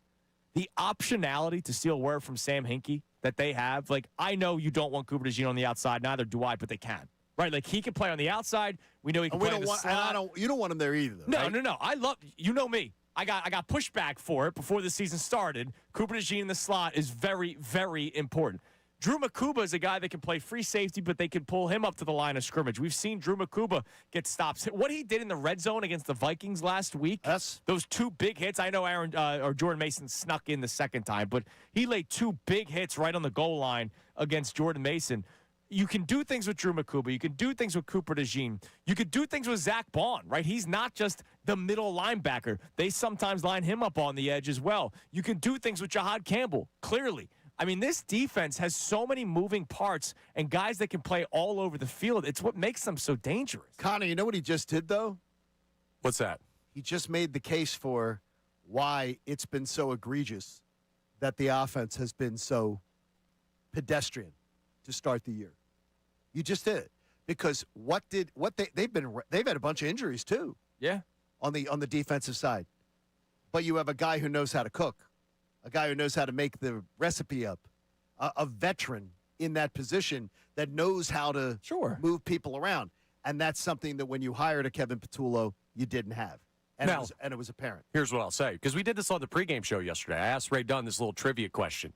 Where do you think the Eagles ranked going into that game as far as points per game allowed in the NFL? I know it wasn't good. Was it 17th? I don't know where. I know 17? It wasn't good, and I will explain to you why, but go ahead. They were 20th. Yeah. And I know they played a tough schedule and everything. It's not just that. It's the Eagles' offense going 3-and-out constantly. Yeah, it's the Eagles' offense. It's also fair, but it's not like Vic Fangio has them at number 1 again, too. There have been issues on both sides. Yeah, let's check and see how much they're being asked to play. Yeah. How many snaps they're being asked to play. They played in a 3-game stretch. They played the most snaps of any defense in the NFL, which is clearly an indictment on their offense. The 3-and-outs in the Rams, Bucks, and Giants games. It was horrendous. Those were the games where the Rams scored 26, the Bucks scored 25, and the Giants scored 34. That's a point you're trying to make, though, Connor, and it backfires. No. That's an offensive sucks stat. It's not just an offensive suck stat. Part of it is the offense, but my point is just this. Like, yes, Vic Fangio has done a better job of cooking with the ingredients that he has because he's the better, more veteran coach. But Kevin Patullo, he's qualified. Yeah, but Kevin Patullo doesn't have his head up his rear anymore, right? Yeah, I mean, his offense, his red zone play calling shows me he knows exactly what he can do. Yeah. But for some reason, in the other 80 yards of the 20s, field, it's a real problem for him. Until yesterday. Yesterday he was great. Yes, he was great yesterday. And we're celebrating that today. Don't lie to me. You needed to see this, right? You're not just happy that they won yesterday. You're happy how they won yesterday. Continue to text that in at 610-632-0975.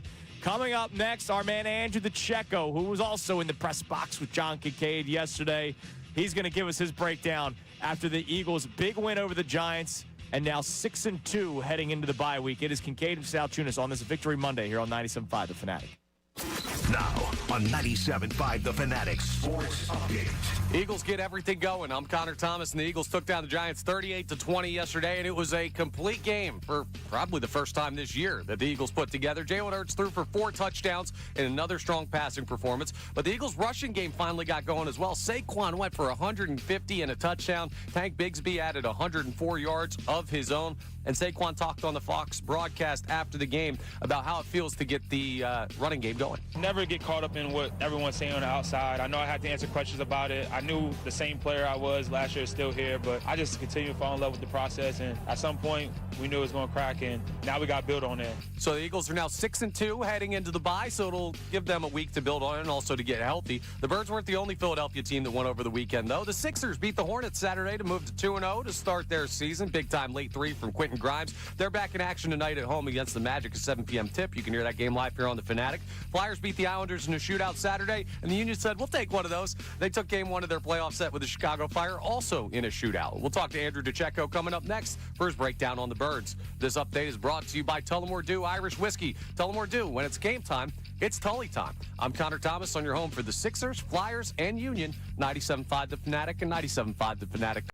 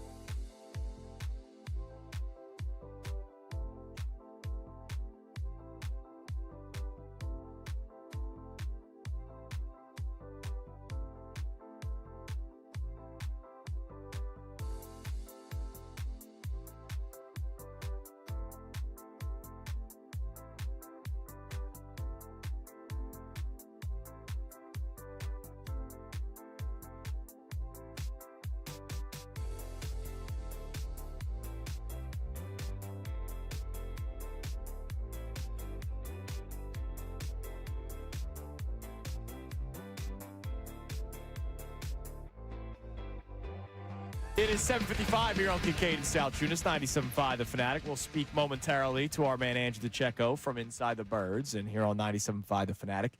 As you're listening to 97.5 The Fanatic, WPEN, HD1 Burlington, Philadelphia, a Beasley Media Group station broadcasting live from the Comcast Business Studio, powering possibilities on what is a victory Monday morning. 6-2, the Philadelphia Eagles are heading into the bye week. And finally, we saw the four-quarter effort from the offense. Credit to Kevin Patullo for starting that, right, after the very contentious week last week about who deserves the credit.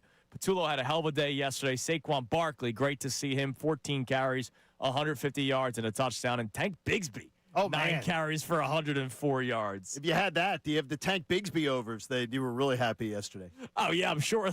I'm telling you. I don't even know what that is. Is that on the on the books? No, it wasn't even on the books. I didn't see it yesterday. So it can't be.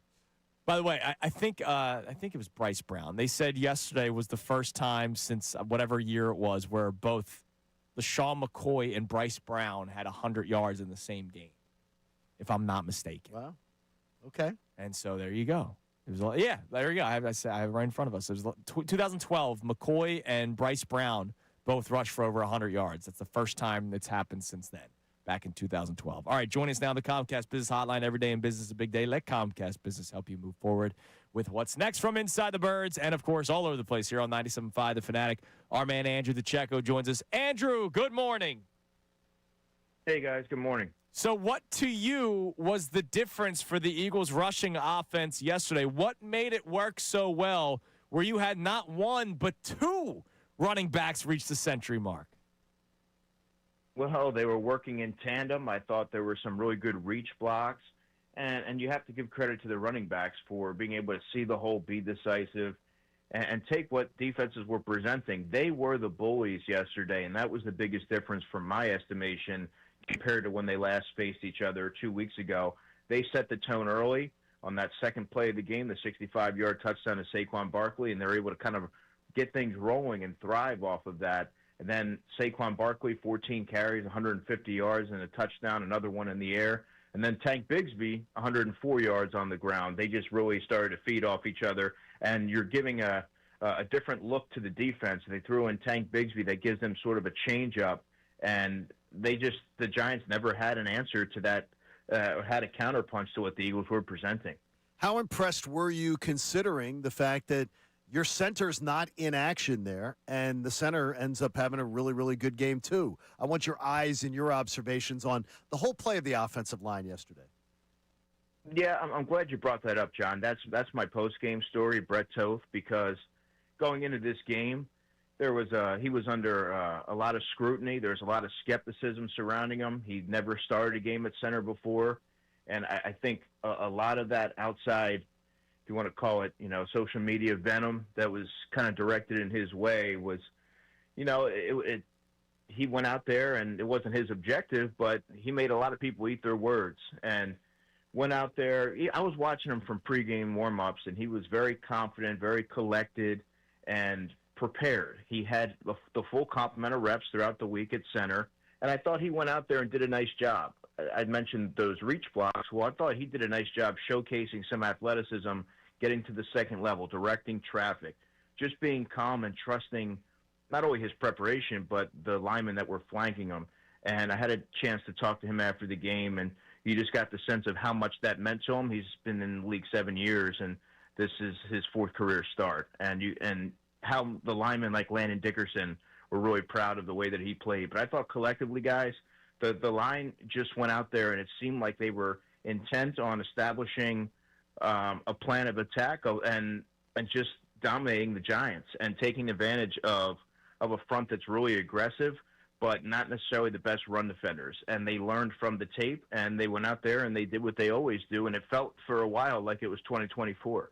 Kevin Patullo has gotten his fair share of criticism this year, but earlier this morning, Andrew, I blew the minds of Connor Thomas and John Kincade when I informed them that Dallas Goedert, with touchdowns 6 and 7, most in his career, his second closest season was his sophomore year back in 2019 when he had 5. What has Kevin Patullo, and credit to Nick Sirianni as well, been able to figure out this year to get Goddard involved in the red zone this much? Well, there were a couple of those shovel passes off the push play. And, I just think that they're finding ways to create space for him. Dallas Goedert and Jalen Hurts have a really good rapport. That's been evident in training camp. But they're using his frame and his ability to kind of churn out yards after the catch in that short to intermediate area, really in the red zone, where someone like him is most effective because defenses have to play him a little bit differently. He has a unique frame compared to some of those other players that we're talking about, like Devontae Smith and Saquon and A.J. Brown. And I just think Dallas is in a zone right now, and they're finding different ways to get him the football. It wasn't just the push plays. It was the play design yesterday where he found himself pretty much wide open, and that was very well drawn up by Kevin Patullo, by the way. And, yeah, he's just been that secret weapon there. It's taken a while. I believe he had 5 touchdowns back in 2019. He has 7 now. Ricky Batalico predicted before the season he would have 10, and he seems like he's on track. Yeah, he is absolutely well on his way to that one. The part of the game, though, is that the pass rush that they were getting up the middle, they were blowing up the middle of the offensive line for the Giants all day long, and that's going to be something that I guess is going to be key if you're trying to handle Jackson Dart for years to come. Yeah, great point, and that's something that I was talking a lot about leading up to this game. I believe that their interior pressure was going to be effective, considering they're going against John Michael Schmitz, the center, who's an okay player, but a little undersized. Greg Van Roten, one of their guards, not necessarily an all-world type of player, certainly beatable. And then they had John Runyon Jr., who is a good player on the other side. But I thought it was a really effective job from the Eagles front, particularly Jalen Carter. You see what he's able to do when he's in the game and how much of a difference maker he is, in case anyone forgot. He didn't play in that previous matchup. Wreaking havoc. Moro Ojomo picks up his 4th sack of the season. He leads the Eagles with 4 sacks, which it really tracks based off of the feedback that I was giving you all in training camp. Just a really disruptive force there. And he has a knack for coming up with sacks late in games, whether it was against Baker Mayfield, against the Buccaneers, whether it was in the Vikings game on Carson Wentz, or whether he was getting to Jackson Dart late in that one. I thought it was a really, really good effort from the full complement of players. Jordan Davis picked up a sack as well, and he deserves a mention. But also the edge rushers. Jalix Hunt had 9 pressures on 22 rushes and picked up his 1st sack of the season. I thought he was all over the field. Josh Uche probably should have had a sack. I questioned the call on that. It looked like a fumble to me. But I just thought the Eagles pass rush getting home 5 times, guys, they really answered the bell.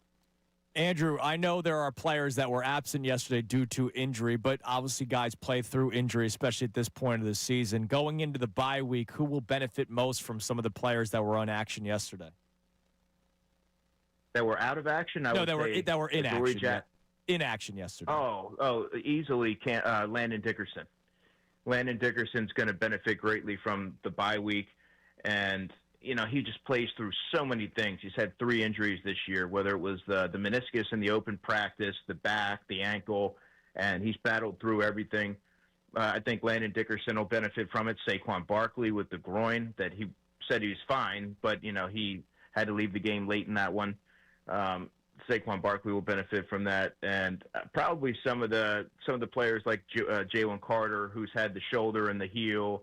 It's going to be hugely beneficial for all of those players, but those specifically, and then of course those who didn't play, like A.J. Brown and Cam Jurgens, Adoree Jackson with the concussion, and those guys. Were you surprised that with the A.J. Brown situation as it went on this week, as far as that he ended up not playing? Because he sort of did the rope-a-dope with the media. Oh, I'll be there, and then not there. No, I mean, he didn't speak this week. Yeah.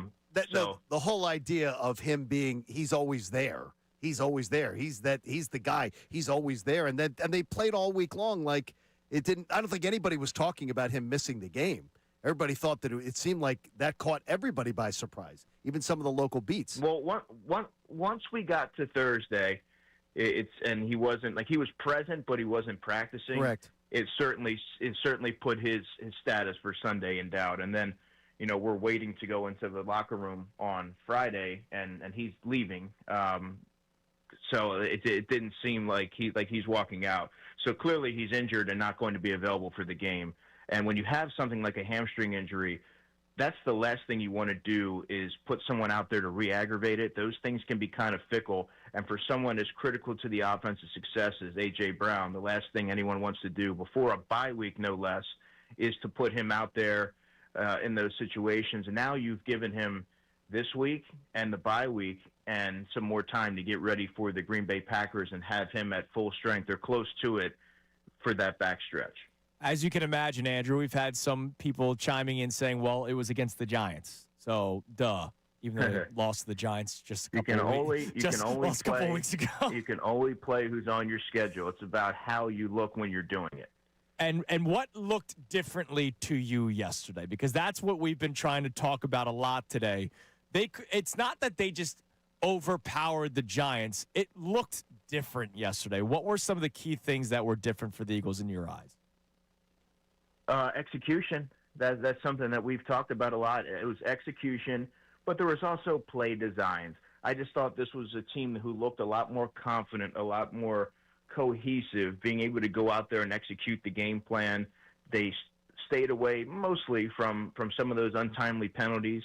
In the first quarter, I think there was Lane Johnson had one, Brett Toth had one that became a 4th and 3. The 4th and 3 became the 4th and 8. And then the Jake Elliott missed 58-yard field goal. But, guys, I think the missed field goal might be the only blemish that really springs to mind from that game. They just played together, and they were the tougher team. And I thought it was kind of a reverse script because they looked like they had the Giants on the ropes early, and the Giants kind of wilted.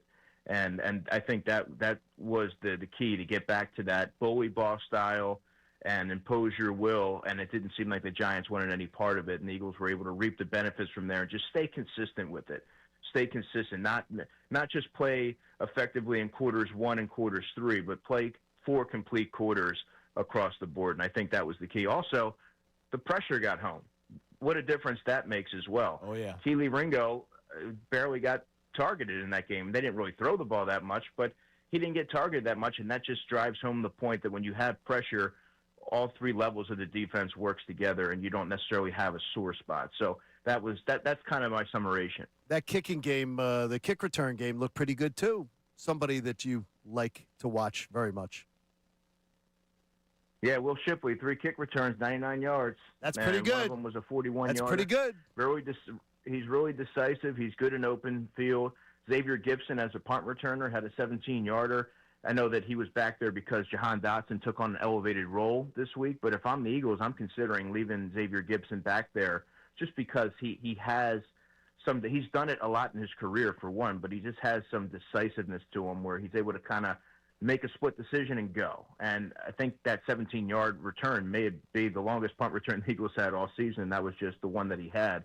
But even the coverage was good too. So, yeah, that was just a complete game from the Eagles. They dominated from pillar to post. Andrew, you're the man as always. Appreciate the time as always. And I'll be hanging out with you this weekend. I can't wait.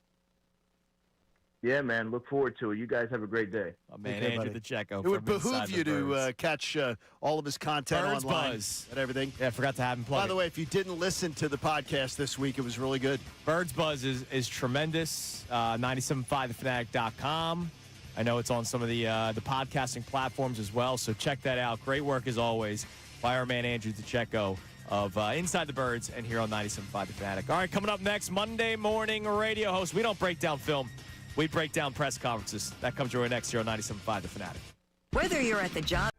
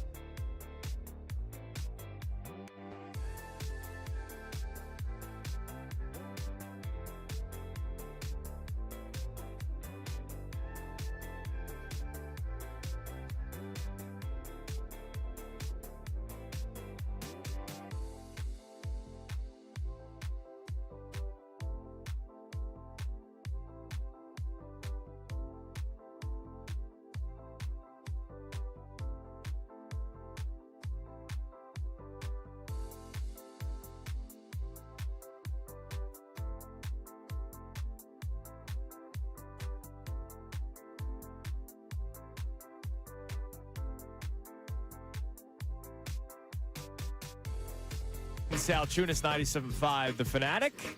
And it is time now for what we do best. We don't break down film, Johnny. We break down what other people are saying. It's time now for the Monday morning radio host. Now, the Monday morning radio host on 97.5 The Fanatic and 97.5thefanatic.com. Also by who, Connor?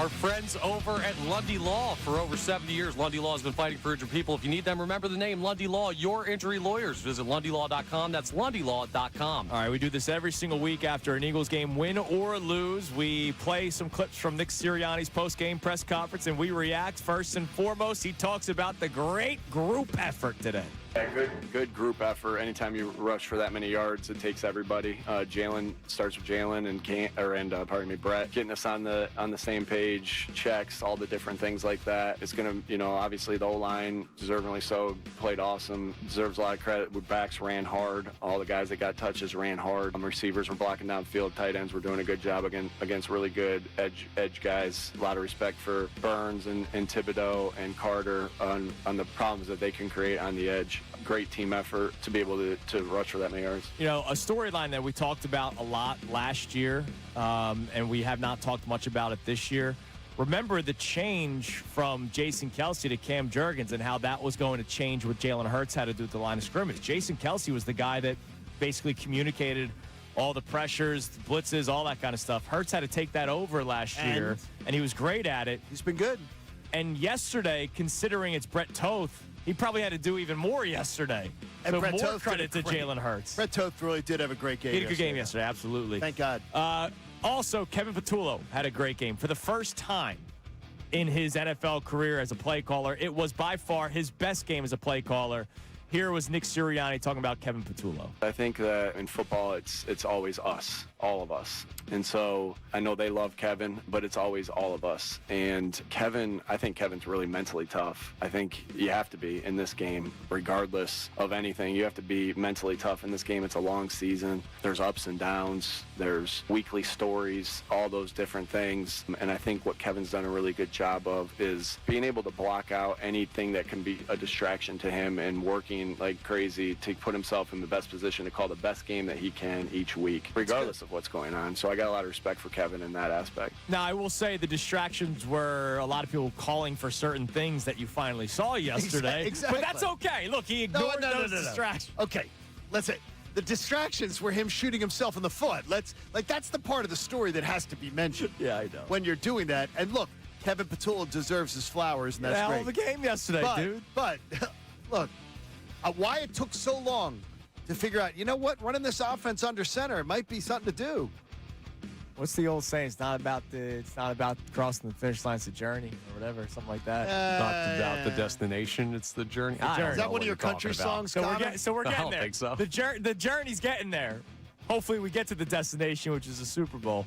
Here's Nick Sirianni talking about wanting to be a more balanced offense. There's no secret. We want to be a balanced offense that can run and close games out, be explosive in the pass game, be efficient in the pass game. And so regardless who is in, we have a lot of faith in those, in all the wideouts. Obviously, anytime you lose a player like AJ for a game, it changes some things as far as how you go about putting guys in different positions. But naturally, you want to, if you have faith in the guys that you have that are backing them up, whether that's receiver or O-line, you still go about doing what they can do the best, but also putting them in position to make plays. And we got a lot of faith in Jahan. And I know Jahan only had the one catch, but it was a big time play. A lot of faith in Darius Cooper, a lot of faith in Meche.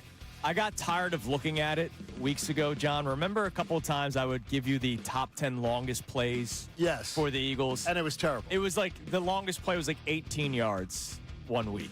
And that's not good.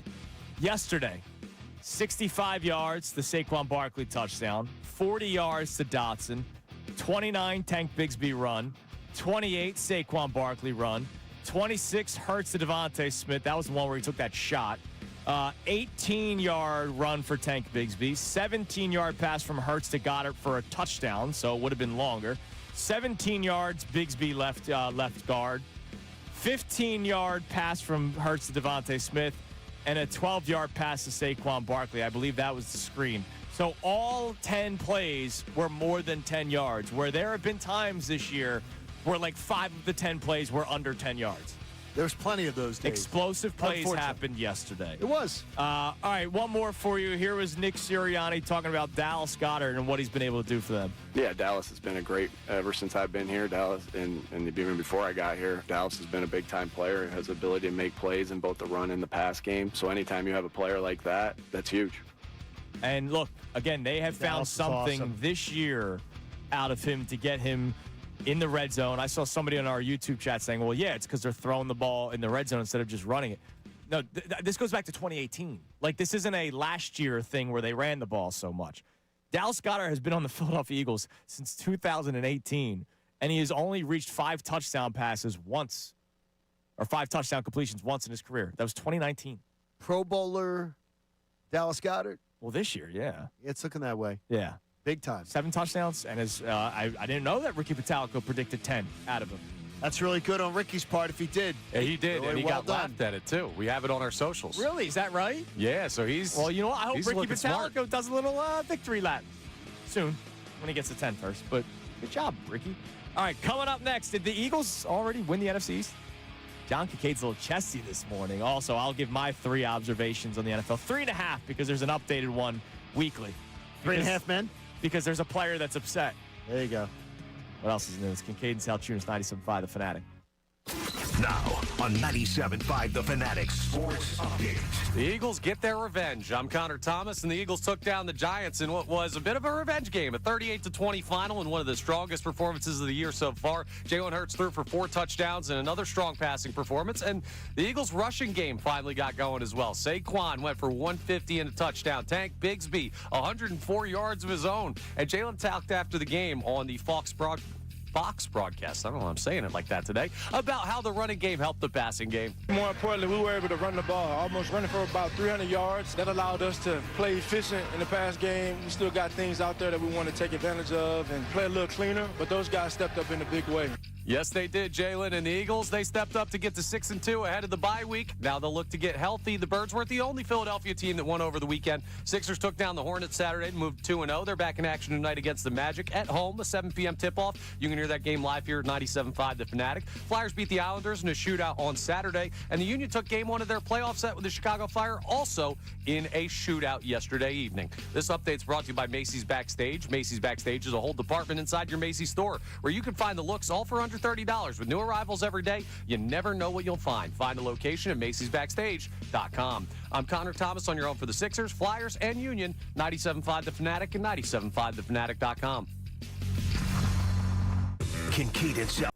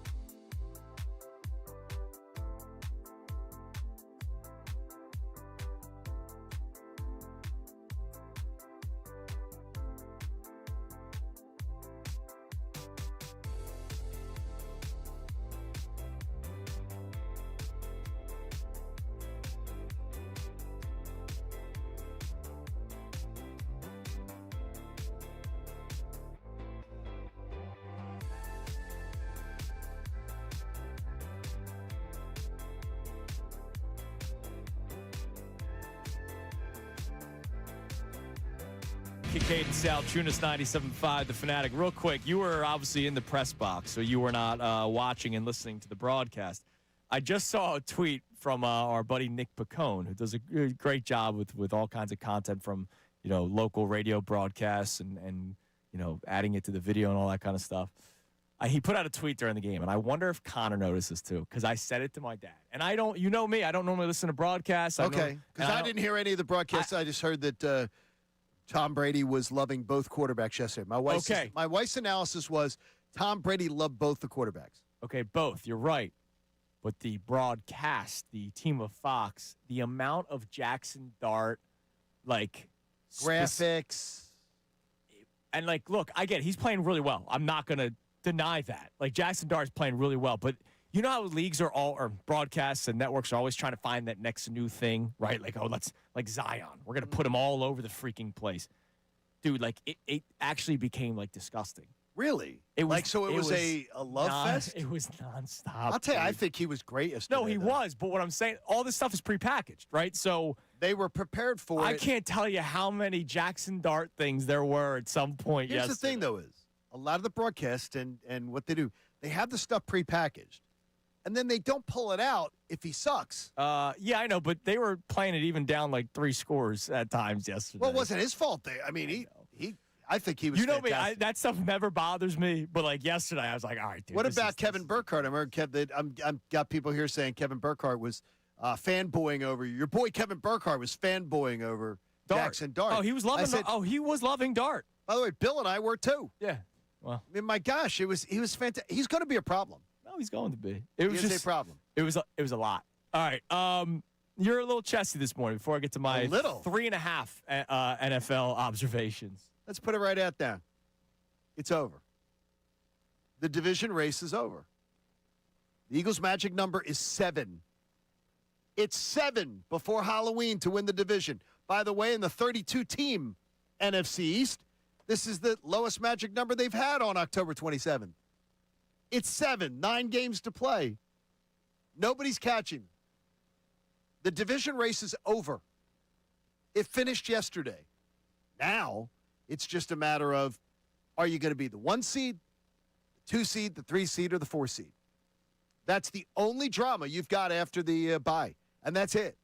And yes, you're jinxing it. No, I'm not jinxing it. No, I'm not. The Cowboys aren't good enough to go on out. What are the Cowboys going to win? Yeah. What are the Cowboys going to win? Well, remember, we were talking about this last week. Their offense is dangerous, but how can they win scoring 40 points every single week? Because that's what it's going to take. Their defense is that bad. If the Cowboys were to win every game, they win 12. Yeah. Are the Cowboys winning 12? They're not winning 12. The Commodes go tonight against the Chiefs. They're going to find themselves in a situation where they're having to win their last. If they won 9 in a row to end the season, they would win 12. Are they winning 12? Hell no. The Eagles have won the division. The NFC East is over with a capital O. Now it's just a matter of can you do well against the teams? You already have the tiebreaker over Bucks, already have the tiebreaker over the Rams. Can you get the tiebreaker over the Lions? Can you get the tiebreaker over the Packers? If you win that Packers game on Monday Night Football, I got to tell you, it sort of feels like the number 1 seed is clearly in play. Clearly in play. All right. I love it. All right, real quick before my 3.5 observations. I won't say the name because I don't want to blow up anybody. Okay. All right? I see somebody in our YouTube chat has made a big purchase for a special someone. Oh, that's nice. So, future congratulations. I don't want to say who because, God forbid, anyone's listening. All right. So, hey, proud of you. That's good. All right? Good luck with all that. All right, hit me with some football music there, please, Connor. All right, the half observation. It's almost like a running bit at this point. Myles Garrett is upset that the Cleveland Browns lost yesterday, guys.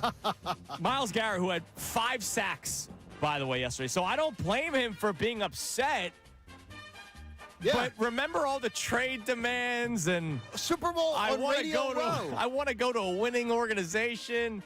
And then the Cleveland Browns organization said, yeah, but how about this much money? And you said, oh, okay. I'll take it. I don't think he's allowed to talk anymore. Look. I think he should just say next question anytime they ask him how he feels. Myles Garrett is like almost every other man when it comes to money. Yes. We're all whores. We're just negotiating the price.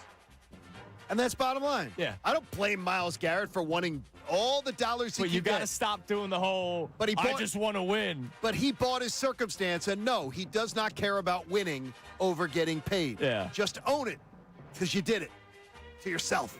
2-6 Cleveland. What, did you think that Dylan Gabriel or Joe Flacco or Shador Sanders or Kenny Pickett or Connor Thomas or Shukri Wright, like a million quarterbacks that can play for the Cleveland Browns? He believed in Shukri. He heard some things about Shukri, and he thought he maybe got suckered on that one. All right, here are my real observations. Number one, if you are a fantasy football player, whoever the Titans play, get the defense every week. Cam Ward, I'm excited for him. I think he's going to have a good career in the NFL, but they are, he's thrown into the fire. Oh, no, they've thrown him to the wolves. Their weapons stink, right? Tyler Lockett they're terrible. He left. Calvin Ridley's getting paid buku bucks for nothing. They're trying whatever they can with Pollard and Spears, but really that team stinks. And whoever the defense is, if they're a free agent, scoop them up because the Titans are that bad offensively. It's so bad Calvin Ridley is betting his own unders. That's how bad things have gotten. All right. What did I hear? Oh, yeah, that's right. The Ravens will win the division, the AFC North. I'm standing by it. I'm going to put it on the record again. They win yesterday before Lamar Jackson comes back. Obviously, that is a major story that Lamar Jackson downgraded practice status the day after. Something a little fishy. So the Ravens, keep an eye on that story, especially, look, you get in trouble for that period, but considering what took place in the world of sports earlier in the week with what happened in the NBA. Did something happen at Friday's practice? That's the only thing, and they can try to fabricate something. Oh, they'll do whatever they can. Regardless, they got the win coming out of the bye. The defense looked much better yesterday. I'm standing by it. The Baltimore Ravens will win the AFC North after the Pittsburgh Steelers lost yesterday, and Baltimore's now just 2 games back. By the way, and Cincinnati's loss. Yes. Oh, that's another one. They were done. With all due respect to Joe Flacco. But they weren't, though. You still got to get past them. Yeah, so they will. That helped them out big time. You guys laughed at me at 1-5. Now it's 2-5. What do you say now, Connor? Still laughing.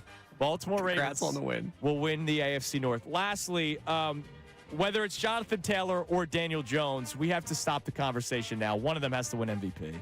I know there's Baker Mayfield love. I know that there's Josh Allen love. The fact that these guys turned a franchise around, think about it. They did. Like Daniel Jones going there has been the beginning of this major turn. They win again yesterday. They're 7-1, and they just beat the doors off of their opponents. And Jonathan Taylor now has 14 total touchdowns this season. 14 in week 8. That's unbelievable. Of course, it's a quarterback award. Quarterbacks are the only guys that can win the MVP. Jonathan Taylor's odds should start to climb soon, or lower, I guess you could say. We talked about Saquon's year breathlessly last year.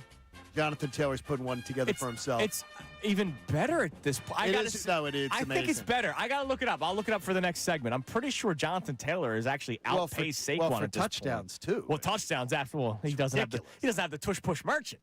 Correct. Time to update my 3 observations because I will read you this verbatim. Jonathan Taylor is having his Saquon year. Is my number 1. So that's crazy. I'll pick a different one. Is Baltimore Ravens win the division on there? No. Why? No, nobody's caring about that. That's a you thing, bud. That's good. See, the MVP race. So Daniel Jones is currently 5th behind Mahomes, Josh Allen, Drake May, and Matthew Stafford. By the way, Drake May has to be in that conversation. Has to be. Oh, my God, yeah. Gosh, the kid's playing great.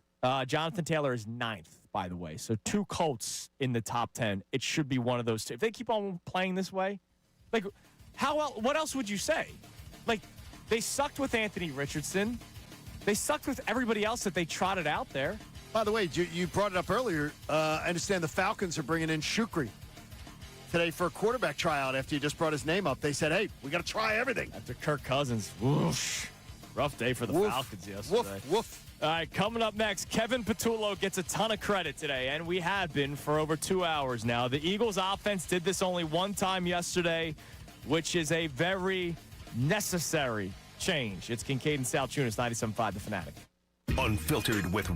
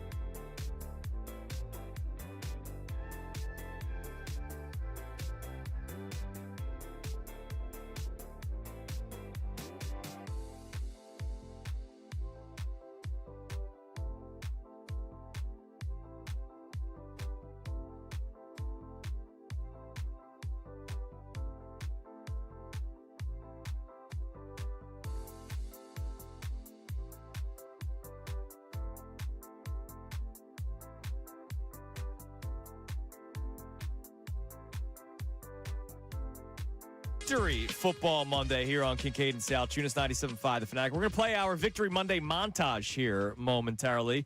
Football Mondays on The Fanatic presented to you by the local Bryant Home Comfort Team. Visit nopaybryant.com to keep your HVAC in the starting lineup. Jonathan Taylor talked about him in the last segment. He was one of my picks, over 100.5 rushing yards. So how did we do, Mr. Kincade? Yeah, let's look at him now. Thanks, Bet Parks. We appreciate you on this one. Our picks segment is, Andrew, you are still taking it. You are the one who is in the rear. You are 14 and 18. You are in the basement. You went 2-2, though. I did go 2-2, yes. You're at 44% of the season, costing people money. And they're asking you to please clean it up. If you're going after Patullo, go after yourself. Clean this thing up. Unless you're fading Andrew, which would be smart. Which could be. Listen, Patullo just needs to focus on one team. I need to focus on the league. It's a little harder for me. Connor tied me for the week with a 3-1 mark. Yes, sir. Winning week. Connor with only one losing mark for the week. Connor's at 17 and 15. 53% against the spread now, Connor, which just about covers the VIG. So you now are pretty much 52.5, I think, covers the VIG. So We're not playing to make money. We're just playing to have fun on my side here. Well, people are taking my picks. They're making money. At 21 and 11 on the season, 66%. Another winning week. No losing weeks in 8 weeks. Look at that. That's good work. 3-1 also, too. So 21 and 11, 17. But it's still anybody's game because Andrew could still, you're only 7 off. I mean, a couple great weeks, a couple fade weeks. Who knows? It's anybody's race halfway. I'm just like the Baltimore Ravens. I'm laying in the weeds. Yeah, but they have excuses for losing. And before you know, you're totally healthy and you're making these picks. Before you know, you don't know how healthy I am during the show. Well, I don't know what the hell's going on. By the way, so through 8 games, Jonathan Taylor leads the NFL in rushing with 850 yards. He's ahead of Saquon then. 12 rushing touchdowns, 2 receiving touchdowns. No, Saquon at this point last year through 8 games. Had a 925 rushing yards. Okay. That's amazing that he had 75 more rushing yards. But 6 more total touchdowns for Jonathan Taylor. That's big. 12 rushing, 2 receiving. Saquon had 6 rushing, 2 receiving. And weren't 2 of them against the Packers? He had 2. Week 1, he had 2 receiving touchdowns against the Green Bay Packers. So yardage-wise, Saquon Barkley on top through 8 weeks, but Jonathan Taylor having a tremendous season. Already gotten 3 jinx tweets. Oh, God. You're jinxing it. Who am I jinxing it for? Who are you still scared of? Who do you think's coming back? Yeah, the only team would be the Commanders if they think Jaden Daniels gets healthy and looks like last year. Well, Commanders are going to lose tonight, right? Yeah, if they lose, they're 3 and 5. They're going to have 5 losses tonight. And they already have 4 losses in the conference, by the way. The Eagles have 1.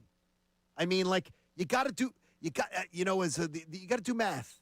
It is hard to call the division through 8 weeks. It is. I don't think you're wrong, but I find it very easy to call it. I'm a fan of math. I'm a fan of math. I find it really easy to call it. Just math. The Commanders at the Chiefs, home to the Seahawks, home to the Lions, and then they have a Dolphins game. It's going to be ugly for them.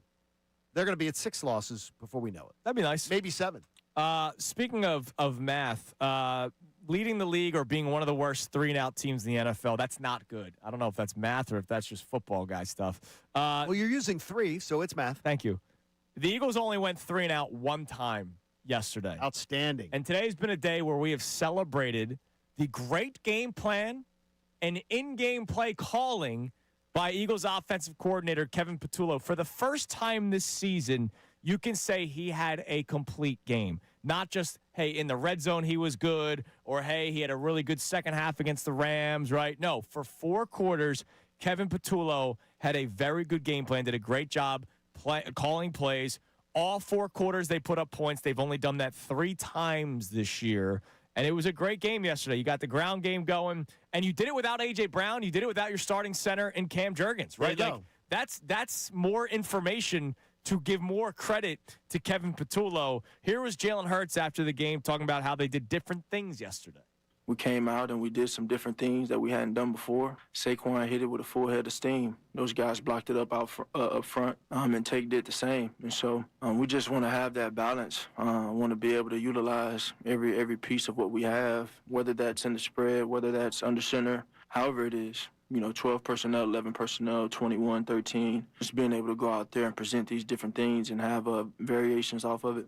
And look, variations is why you were able to be so successful yesterday, because the New York – look, the word predictable or predictability has been uttered so many times by members of the Eagles, right? Yes. Not just us here on the radio, not just the Dan Orlovskis of the world. Players on the Eagles use that word so much so that Lane Johnson denied speaking after the Vikings game, so much so that Nick Sirianni and Kevin Patullo had to, go over the top with trying to answer why those words were being used. And up until yesterday, they were a predictable offense, or I should say up until the Vikings game when plays just broke down and Jalen Hurts and A.J. Brown had to improvise a lot. Yesterday was the first time where you were like, wow, that's a different play. I didn't see that one yet. They put together a game plan and call plays at the right time where you can't use the word predictable today for the first time. And we love hearing that. That's great. It's great to celebrate Kevin Patullo. Yes. It's not fun. If we had an agenda, we wouldn't have given him any credit today, John. And we gave him credit all those other weeks, too. It just took people listening. But it's good. It's good. All right. Yesterday, the Eagles took care of business against the Giants. Nice win, 38-20. Here's how it sounded, courtesy of Fox. Eagles go jumbo on 2nd and 10. Here is Barkley, left side gate pass. Barkley! Uh-oh! Barkley! Goodbye! I guess the run game's back. Well, that's what we're used to seeing from this team. His first 20-yard rush of the season right there. Never get caught up in what everyone's saying on the outside. I know I had to answer questions about it. I knew the same player I was last year is still here, but I just continue to fall in love with the process. And at some point, we knew it was going to crack, and now we got to build on that. 2nd and goal. Blitz coming. Hurts. Barkley wide open. Touchdown, Philadelphia. Saquon Barkley lined up in the slot on this play. 2nd and 2. Hurts, quick throw. Touchdown, Eagles. To catches. Slayton had his hands on a ball. Theo Johnson had a perfect pass that he dropped. Could have led to a touchdown. Now it's start. A lot of time. No one open. Pressure. Looking around, and he is slammed. Jalen Carter gets home his first sack of the year. Vertical separation he could find if he's not double covered. Eagles show blitz. They come with it. Guard in trouble. Gets away. Then drilled. Jalen Hunt has had a big day, and he gets home.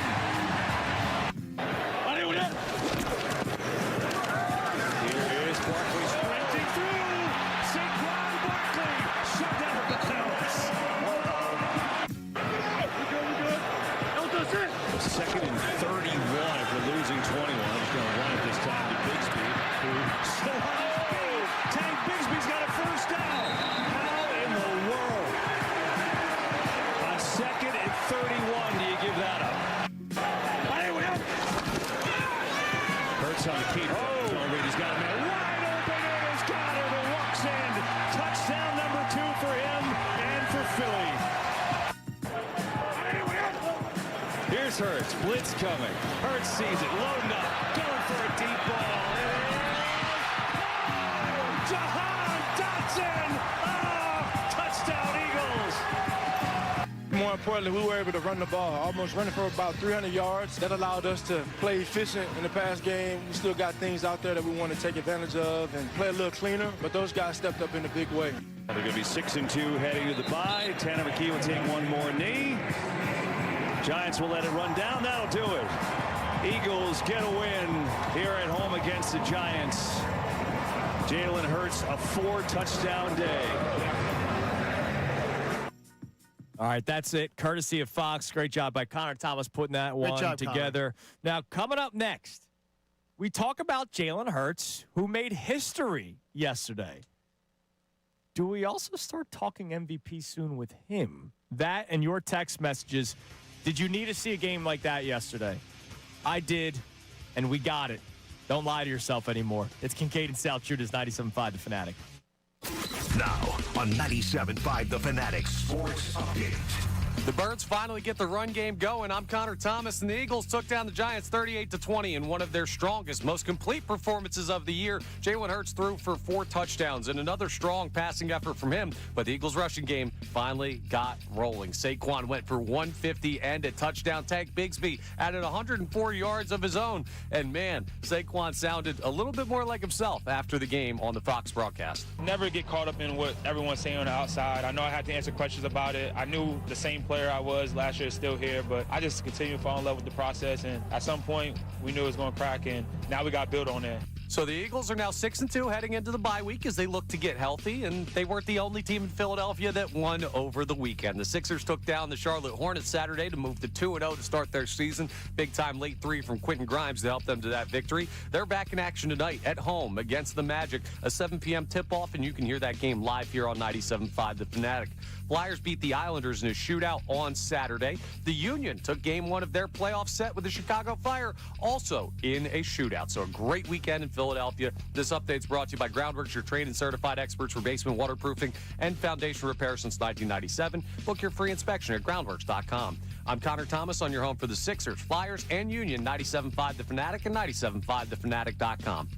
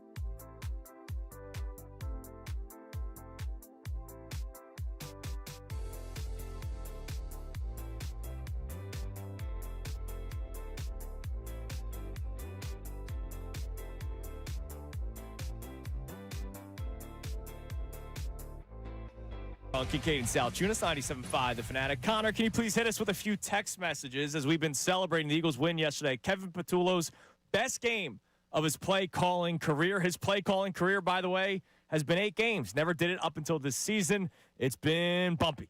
But it's good to see sort of the playbook open up a little bit yesterday. And that was even without A.J. Brown and without Cam Jurgens. So great day for the Eagles offensively. Did you need to see a game like that yesterday? On Friday, we asked the question how you needed to see them play it out, and a lot of people were saying, just win, baby. And they did.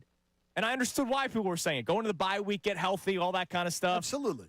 But, man, was that nice to see yesterday. What do we got on the text line? Ben in Bucks County says, shout out to Howie Roseman making 2 trades with the Jaguars, one for Tank Bigsby and one for Fred Johnson back in the offseason. Both of them had excellent games in the win yesterday. All right, can I raise my hand and say I don't really give him all that credit for his Fred Johnson trade? Yeah, Fred Johnson signed for pennies on the dollar with the Jaguars, and then you had to go pay to bring him back. Yeah.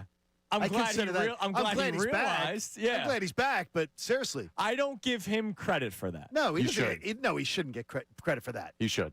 No, he let him walk. He did let him walk. He let him walk for nothing, and he let him walk for nothing. I don't give him And then you had credit to for that. pay to get him back. You know why you need to give him credit for that? Because there's probably 20 to 25 general managers in football who do not correct their mistakes.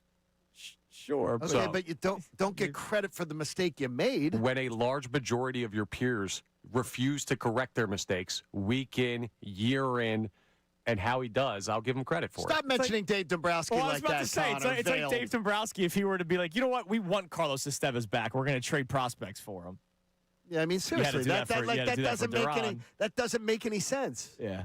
You let him walk. I don't give him all that much credit. But hey. Tank Bigsby had a hell of a game. Good job, yesterday. Tank. What else we got? All right, we also have a check-in here on Kevin Patullo because a lot of people are talking about the offensive coordinator today. And this person's talking about the head coach. Considering the Eagles' newfound offensive success yesterday, do you think Sirianni was either more or less involved in the play calling? I have no idea. I say less. I have no idea. I'm saying less. I believe less. I don't think just because they had a good game offensively yesterday, Nick Sirianni wasn't as involved. I have no idea. I think he complicates the stew. I think he complicates it. Yeah. He wasn't. Nick Sirianni wasn't in the ear of telling Kellen Moore what to do. But we don't know if during the week maybe Nick Sirianni had ideas. We don't know. Kellen Moore's got 3 top 5 offenses before he ever came to Philly. He didn't need Nick Sirianni to help him with anything. And so, yeah. And this is a guy who was drowning. Yeah. This was a guy. I'm not entirely sure. All right, Hurts. This is per the NFL, ladies and gents. Jalen Hurts, 15 touchdown passes, 5 rushing touchdowns, and just 1 interception this season. Is the first quarterback in NFL history with at least 15 touchdown passes, 5 rushing TDs, and 1 or fewer interceptions in his team's first 8 games of the season. That sounds like a DNA thing. So Jalen Hurts making NFL history yesterday. It's amazing. His name isn't even remotely thought of for MVP conversation. No. Now, he does not scream MVP to me. He doesn't. But his name, I'm trying to, he is, let's see, 3, 6, 9. He is 10th in MVP odds on FanDuel. 10th. He'd be worth putting some money on because if he goes out and he beats the Packers in Lambeau. Right. Then you're talking about coming home, and if he beats the Lions, he's probably in the top 3. Like, I know the yardage isn't gaudy. Right, 1 300-yard passing game this year, and it was the first time in how many weeks or how many games since he'd thrown for 300 yards? It was a long time in the regular season. But Jalen Hurts, historic mark so far through 8 games. It hasn't necessarily been pretty. How much of that has been him? How much of that has been the play calling? How much of that has been the offensive line? Who knows? But I wonder if we start talking more about Jalen Hurts in an MVP case at some point. Well, tell me if they win at Lambeau. Okay. They win at Lambeau. I think the whole league is set in his ear. You're the number 1 seed. You're going to step into the number 1 seed. Then you're going to obviously take control of the wheel, where you're going to define where you end up. He's at 10 behind Jonathan Taylor at 9. Baker at 8 is way too low. He's got to be higher up on that list. Baker's fantastic. I can't believe he's only 8th. Goff at 7. Jordan Love 6, and then your top 5, Daniel Jones, Matthew Stafford, Drake May, Josh Allen, and Patrick Mahomes. But I can't believe Baker Mayfield's 8th. Stafford feels really high there. Yeah, I think so too. He's been playing pretty well, but I think too. Baker Mayfield's been the injuries that they've been dealing with all season long. It's insane. All right, you're listening to 97.5 The Fanatic, WPEN, HD1, Burlington, Philadelphia. A Beasley Media Group station broadcasting live from the Comcast Business Studio, powering possibilities. Time now for the Kincade Salciunas re-rack. There were a lot of players that got banged up or have been banged up. On Friday, we did the CVS receipt of the Eagles injury report where there were so many players.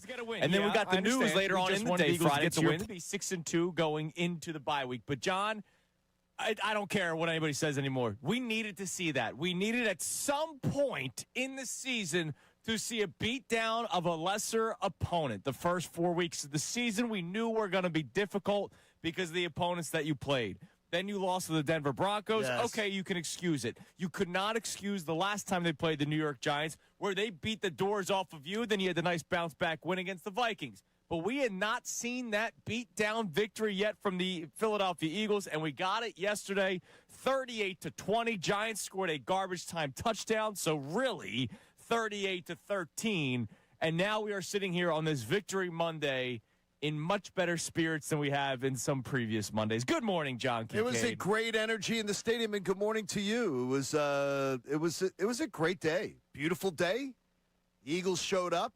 The Eagles put a beat down on them. The Eagles did it without A.J. Brown. They did it without Cam Jurgens, which honestly was a bigger missing piece of the puzzle to me. And look, they're feeling good. They're 6-2. It's a bye week. They don't have to play for 14 days. And that's huge because you mentioned A.J. Brown. You mentioned Cam Jurgens. At one point yesterday, Saquon Barkley, limping off the side of the field. He took himself out. Yeah. There were a lot of players that got banged up or have been banged up. On Friday, we did the CVS receipt of the Eagles injury report where there were so many players. And then we got the news later on in the day Friday, to your point, A.J. Brown out, and you're wondering, all right, well, what's this passing attack going to look like? Because last week it was better, a lot of it on broken down plays. It looked spectacular yesterday against the Giants, and I want to say that right away because I know there was a lot of issues here. We had a war between us and the afternoon show. Shout out to Kevin Patullo. He had a hell of a day calling plays yesterday for the Philadelphia Eagles. Well, it's amazing, too, and but what has to be pointed out in that same discussion is it took Cam Jurgens' injury for them to realize, this is maybe a good way to run your offense because it's much harder to defend a team under center than it is a team in shotgun. It's basic. And that Eagles offense yesterday looked fantastic. Absolutely sleek. And the Giants aren't a great defense. No, they're not. But that's what a great team is supposed to do. The Eagles are supposed to do that to a Giants team. Especially after they beat you up the last time you played them. Jalen Hurts, 15 of 20, 179 yards, and 4 touchdowns. But, of course, the biggest story offensively, and we have to talk about the defense, and we will because they were good yesterday as well. My God, was it good to see Saquon Barkley look like Saquon Barkley again. 14 carries, 150 yards. Yes, just 14 carries for 150 yards. That's 10.7 yards per carry. And, of course, that's because of a couple of big runs, including the touchdown on the second play of the game. But, Johnny, 5 yards per carry on a normal run. Like, he was not getting stuff behind the line of scrimmage. Shout out to the offensive line, whatever Jeff Stoutland figured out, whatever Kevin Patullo figured out for Saquon Barkley to have some running lanes. But even the times where there weren't the big gaping holes that led to the long touchdown runs, there was just 4 or 5 yards per carry on a normal run, which that sets up everything for your offense, right? When you're 1st and 10 and then you're 2nd and 5, instead of 2nd and 10, or at some points last week and the week before, 2nd and 12, the Eagles' offense can do so many different things. And not only did Barkley have the big day, Tank Bigsby, who the Eagles traded for and tried forcing into the return game because they needed to get him on the field because they made a trade for him. It was horrible.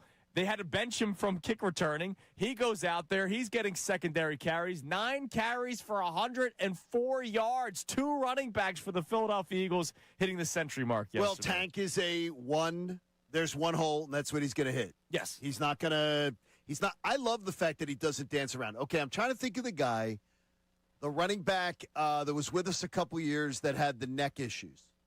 Jordan Howard. Jordan Howard. Stinger. He reminds me of Jordan Howard. Yep. Jordan Howard was a hit-the-hole back. but there's the hole, hit the hole, run through it. And that's good.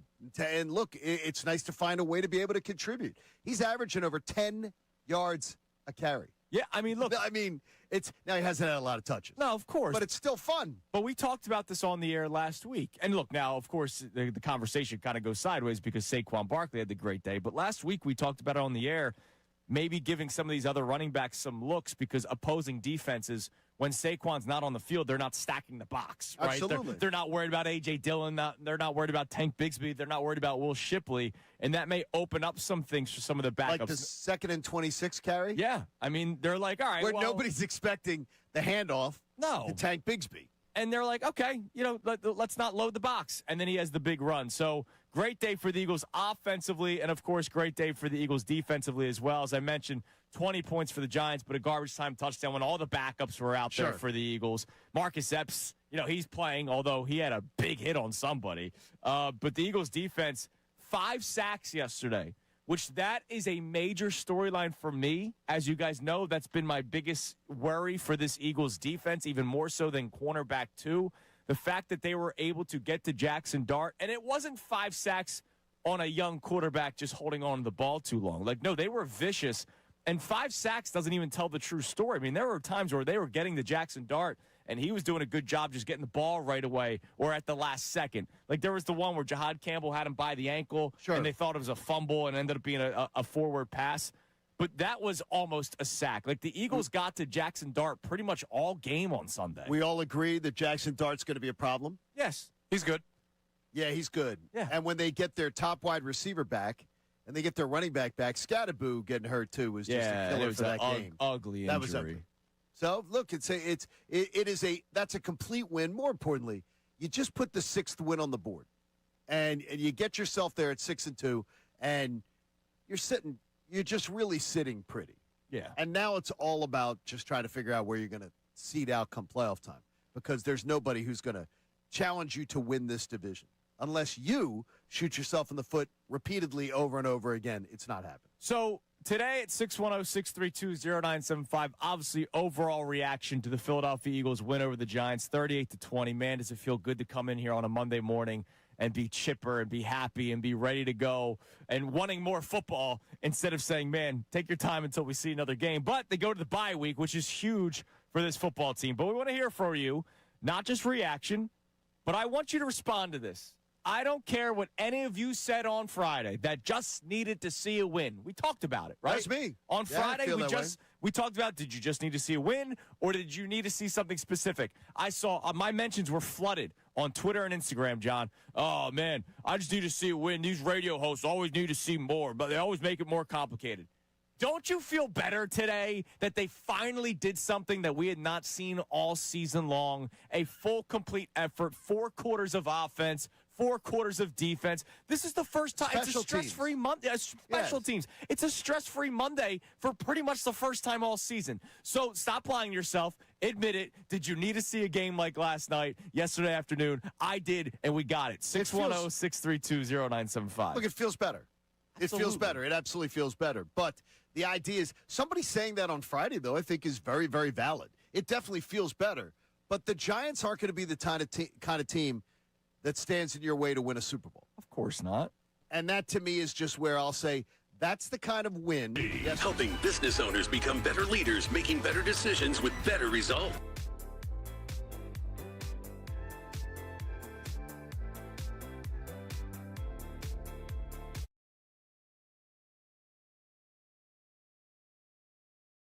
Trust our preferred pros to keep your home safe.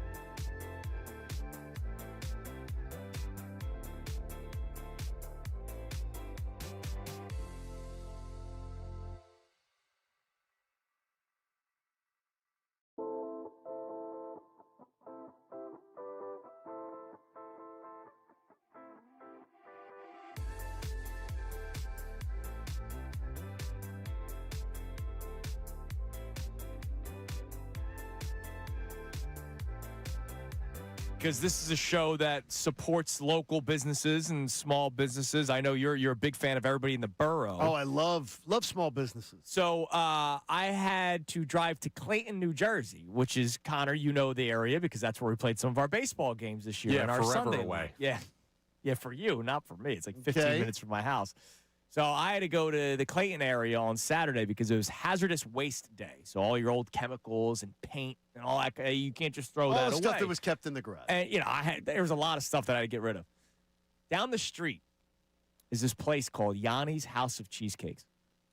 And I was like, you know what? I got family coming over. My parents spent the night because they watched Coop for the wedding that we went to on Saturday.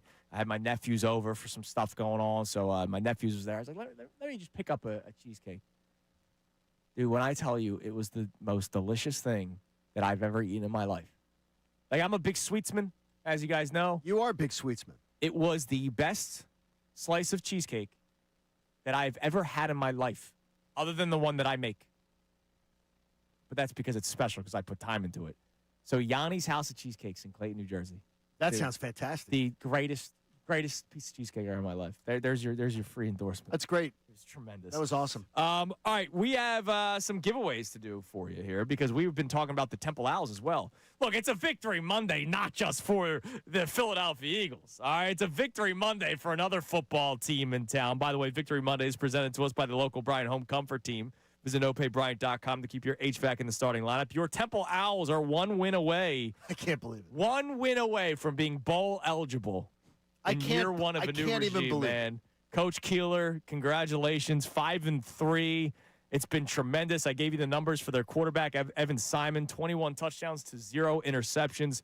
Incredible season. So we have 5 4-packs to give away over the course of this week. So we'll give one away today. The first person to text in Go Owls at 610-632-0975. Text Go Owls to 610-632-0975. The first person will get a 4-pack of tickets to see Temple battle East Carolina University on Saturday, November 1st at 2 o'clock at Lincoln Financial Field. Get ready, Owls fans. Make sure to get your tickets today by calling 215-204-8499 or by visiting owlstix.com or by being the first person to text Go Owls to 610-632-0975. You want to win a 4-pack. It's awesome, Johnny.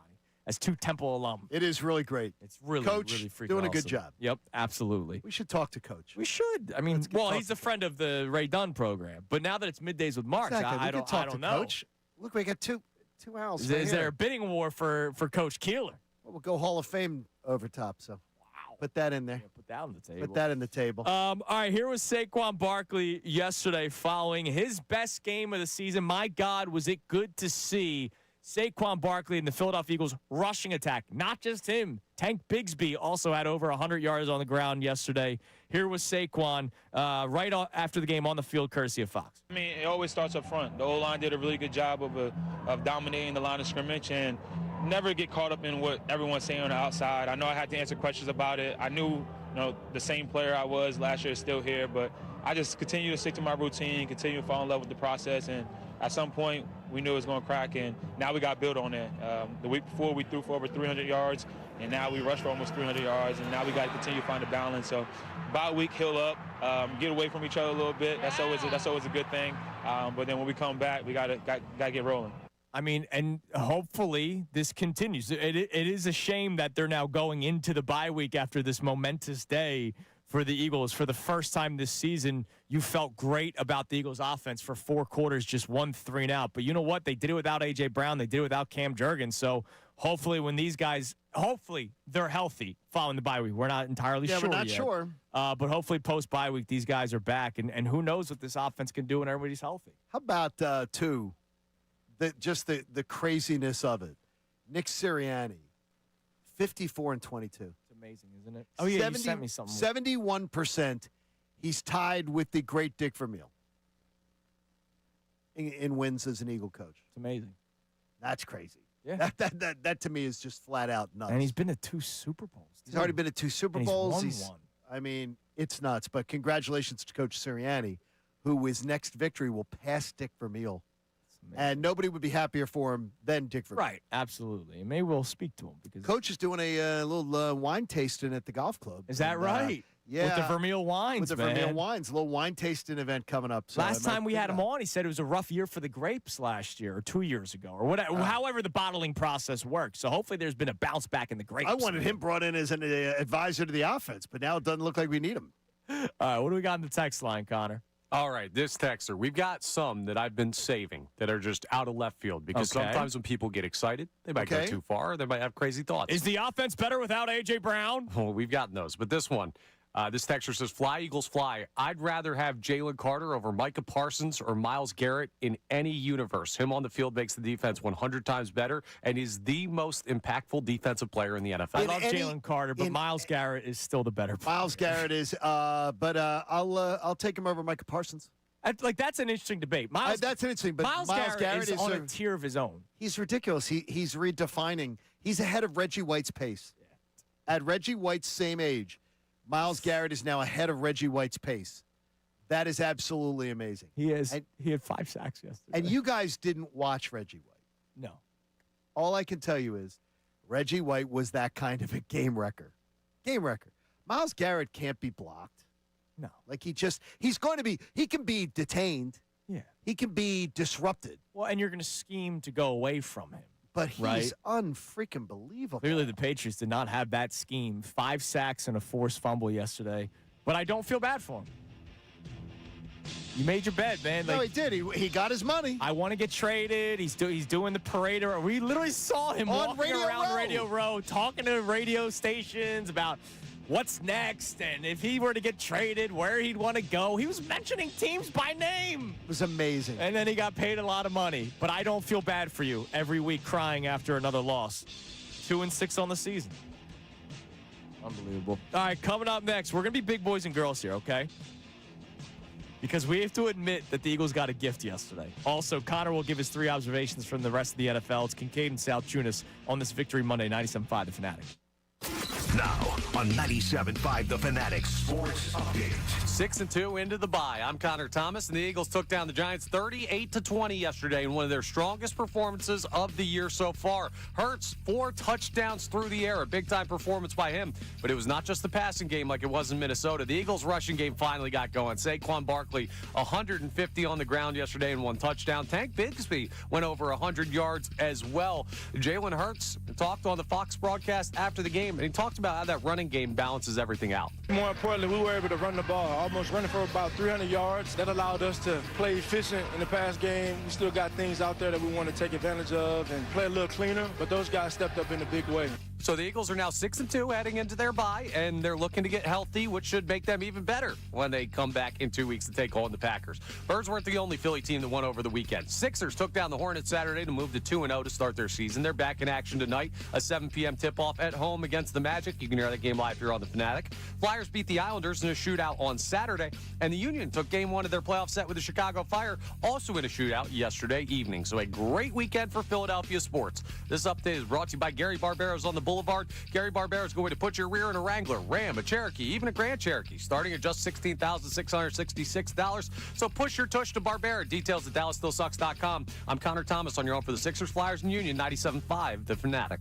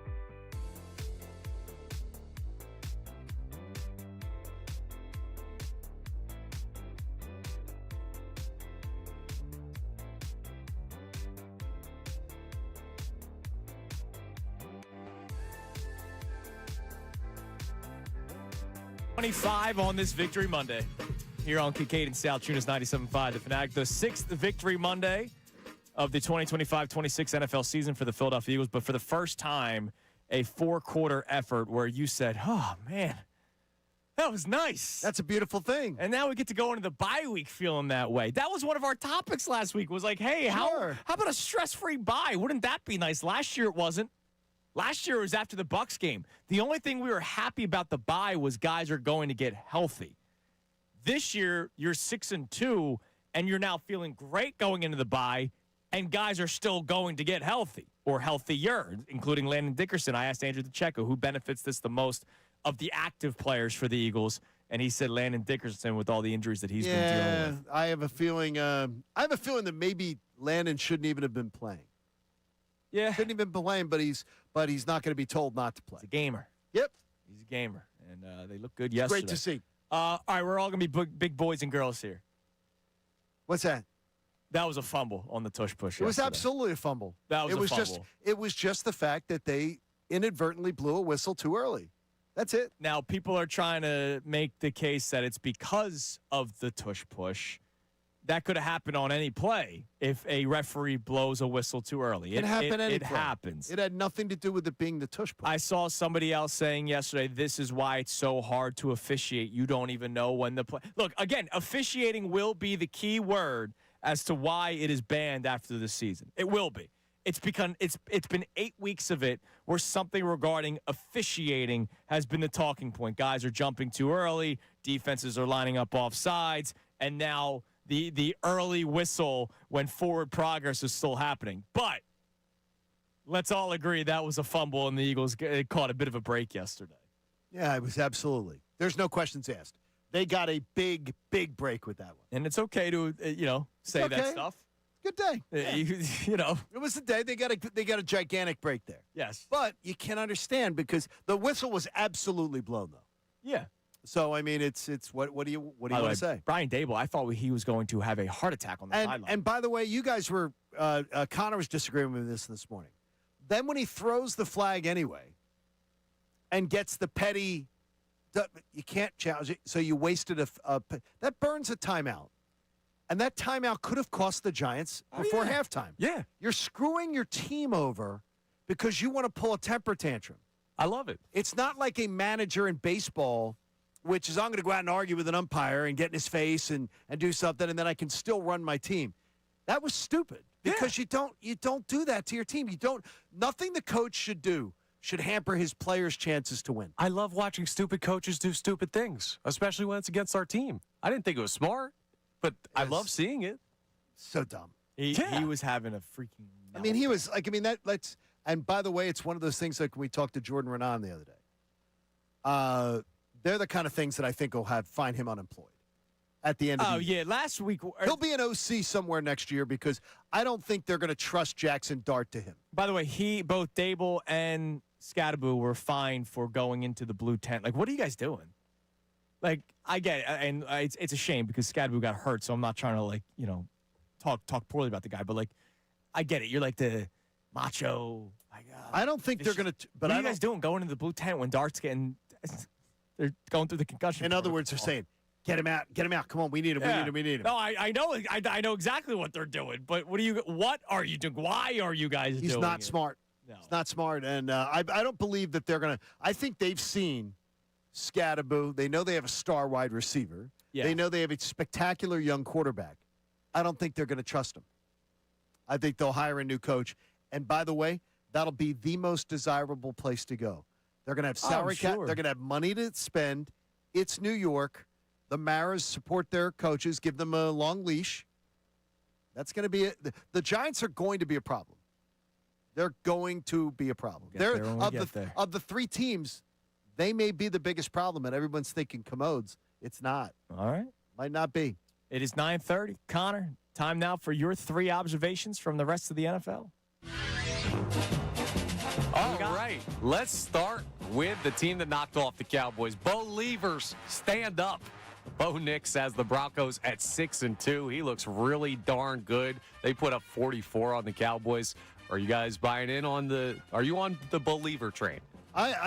I think he's done really well. He's done more than I expected him to be, actually, coming out of college. I watched him a lot. Know his dad. Like, I'm like, I never expected him to be what he's becoming. No, he's having a hell of a season. And to me, going into the season when we were, making our predictions and stuff, I thought they'd be a wild card team. I just thought they didn't give him enough help. Like, Troy Franklin's okay. He had a nice day yesterday. Cortland Sutton's good, but, like, what's good? Like A.J. Brown, we're talking about top 3 wide receiver in the NFL. Like, what is Cortland Sutton? Right. And yet Bo Nix having a great job with it. But that goes back to Sean Payton and what he's able to do on the ground. J.K. Dobbins, another big day yesterday. So, yeah, look, Bo Nix is playing really well, and that defense kept that Cowboys offense to just 24 points yesterday. Don't let that, go past in the conversation either. That's a good offense that the Broncos were able to keep at bay. Yeah, as a day one of the season believer, I'm very happy with what the Broncos have done outside of their matchup with the Eagles. Also, we're going to take a look at this game because the Texans looked more like themselves with the 49ers.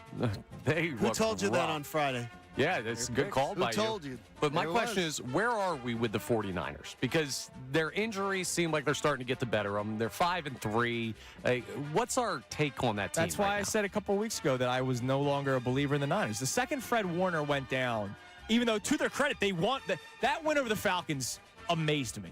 And now you see how bad the Falcons are, though. Right. That's true. That's a good point. Like, I was stunned that they beat the Falcons, but I don't know how many times they can overcome all these injuries, especially like Fred Warner is like the BG of the 49ers, right? Like, with all the talk about the offense and Kyle Shanahan, Fred Warner is their leader on defense, and him going down, that must have crushed them. It's going to crush them. It's going to be what ends up crushing. They're in third place now, by the way. Yes. So now they've been passed by the Seahawks and the Rams. We'll see. But the thing they have a workable schedule. That's what they can hang on to. So they play the Giants, then the Rams will be tough. Cardinals, Panthers, Browns, Titans, and then they close the season. Colts, Bears, Seahawks is pretty rough stretch. I don't think they're as good though, as banged up as they are as you think they are. I don't think that they still could be a playoff team, absolutely. But I think they're going to be a team that other teams in the NFC really hope they match up with in the playoffs because they'll find their way in, but they won't be good enough to win. Sure. And then we'll round out with this. Turns out the good teams are just good teams. All right? The middle of the pack in the NFL is weird every year, and the bad teams are the bad teams. But the Bills go to Carolina, and they hang 40 on the Panthers and win comfortably after losing 2 straight. The Eagles do what they did against the Giants. We've seen what the Chiefs have turned into. It turns out the teams that you look at their roster, you're like, hey, they're pretty good, turn out to be pretty good. Yeah. That's great analysis. I'm just saying, a lot of people, and hey, But then the Eagles can lose to the Giants, and the Bills can go and lose to the Falcons. Which those things happen. I mean, you can drop games, but at the end of the day, when you look at the talent on the roster, water's going to find its level, and the Birds and the Bills and the Chiefs are going to be near the top. Yeah, was it Shefty we had on yesterday or last week, as we do every Wednesday? He's sort of talking about like the teams that are better than everybody else. I think he had the Eagles, he had the Packers, he had the Lions. He had the Bills.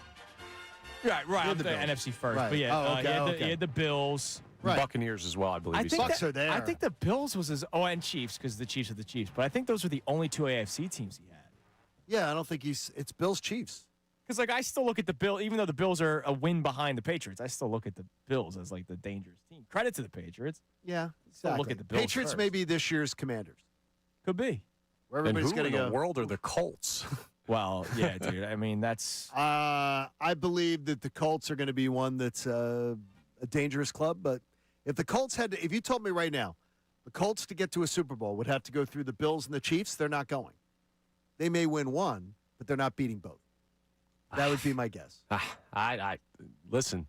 You can. If they get the 1 seed out there in the AFC, and that fan base gets rejuvenated, and they've got that running game and a good defense. They never needed to be rejuvenated. They got a great fan base in Indianapolis.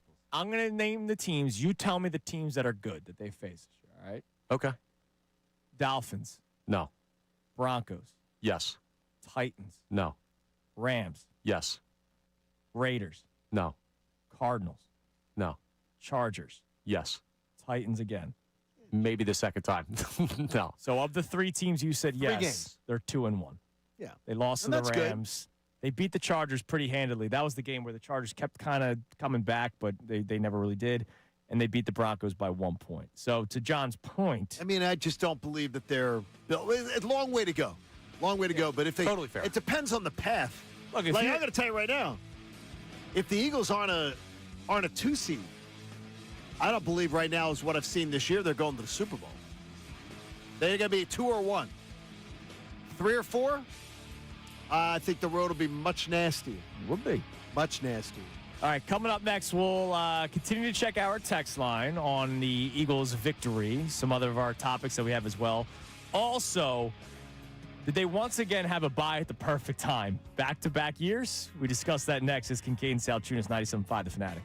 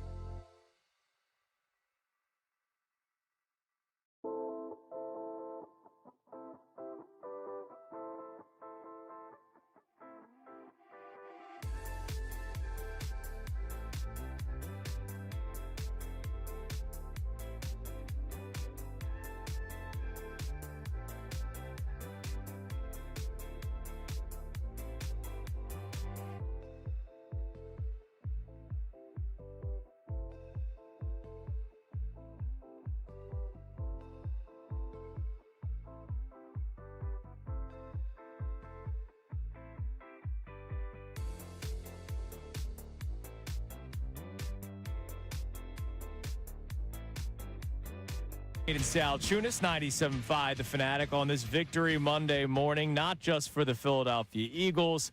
Yeah, nice win for the Orange and Black over the Wild over the weekend. The Wild. We had the Islanders. The Islanders, I'm sorry. Islanders. The Islanders. It was a wild win. It was the previous Saturday they beat the Wild. They beat the Islanders this past Saturday. We had the Temple win in overtime. The Sixers had another win over the Hornets, which it was an electric come-from-behind win against the Hornets. I know it's the Hornets. It's just the Hornets. But it was a nice come-from-behind win. They almost let it slip away. I mean, they were down by, 10 or 11 with 5 minutes to go. And then they just ate it up. I just got back from the wedding for the comeback of that Sixers game. And it was so much fun to watch. And the great moment after the game was when Joel Embiid was asked about it, because Joel Embiid was not on the court for the comeback. Joel Embiid played, I believe, another 20 minutes, because that's been the plan. 20 minutes, he scored 20 points. But it was that plus-minus still thing. And a reporter straight up asked him, hey, has it feel that the team seemingly is playing better with you off the court than on? And Joel Embiid put his hands together, looked up above at the great Lord, and said, it's been 12 years. It's been 12 years. And I thought that was a great answer. And then it's a great way to diffuse it, too. Yeah, and then he continued, and he said, look, I don't care how we're doing it as long as we're winning. And it's only been 2 games, and they're 2-0. But, I love that answer, because we know what the story's been. I asked him when we had Tony Jones on last week, I was like, look, we know the story. It's either they're hurt or Embiid's off the court, and when he's off the court, the opposing team goes on a run. And it's been that way for 12 years since he's been here, but 10 years of him playing, where Rashawn Holmes, Amir Johnson. Right. Who else we got? Let's go through other. No, we don't need to. Tony Bradley. That's painful. Andre Drummond. Don't forget Paul Reed. Paul Reed. Well, I want to forget Paul Reed. There have been so many backup fives that have just been a mess over the years, and that's why the opposing team always goes on runs. So the fact that Joel Embiid had some fun with it the other night after the win, I thought that was pretty. And right now it's really, really entertaining basketball, and that's the most important thing to me.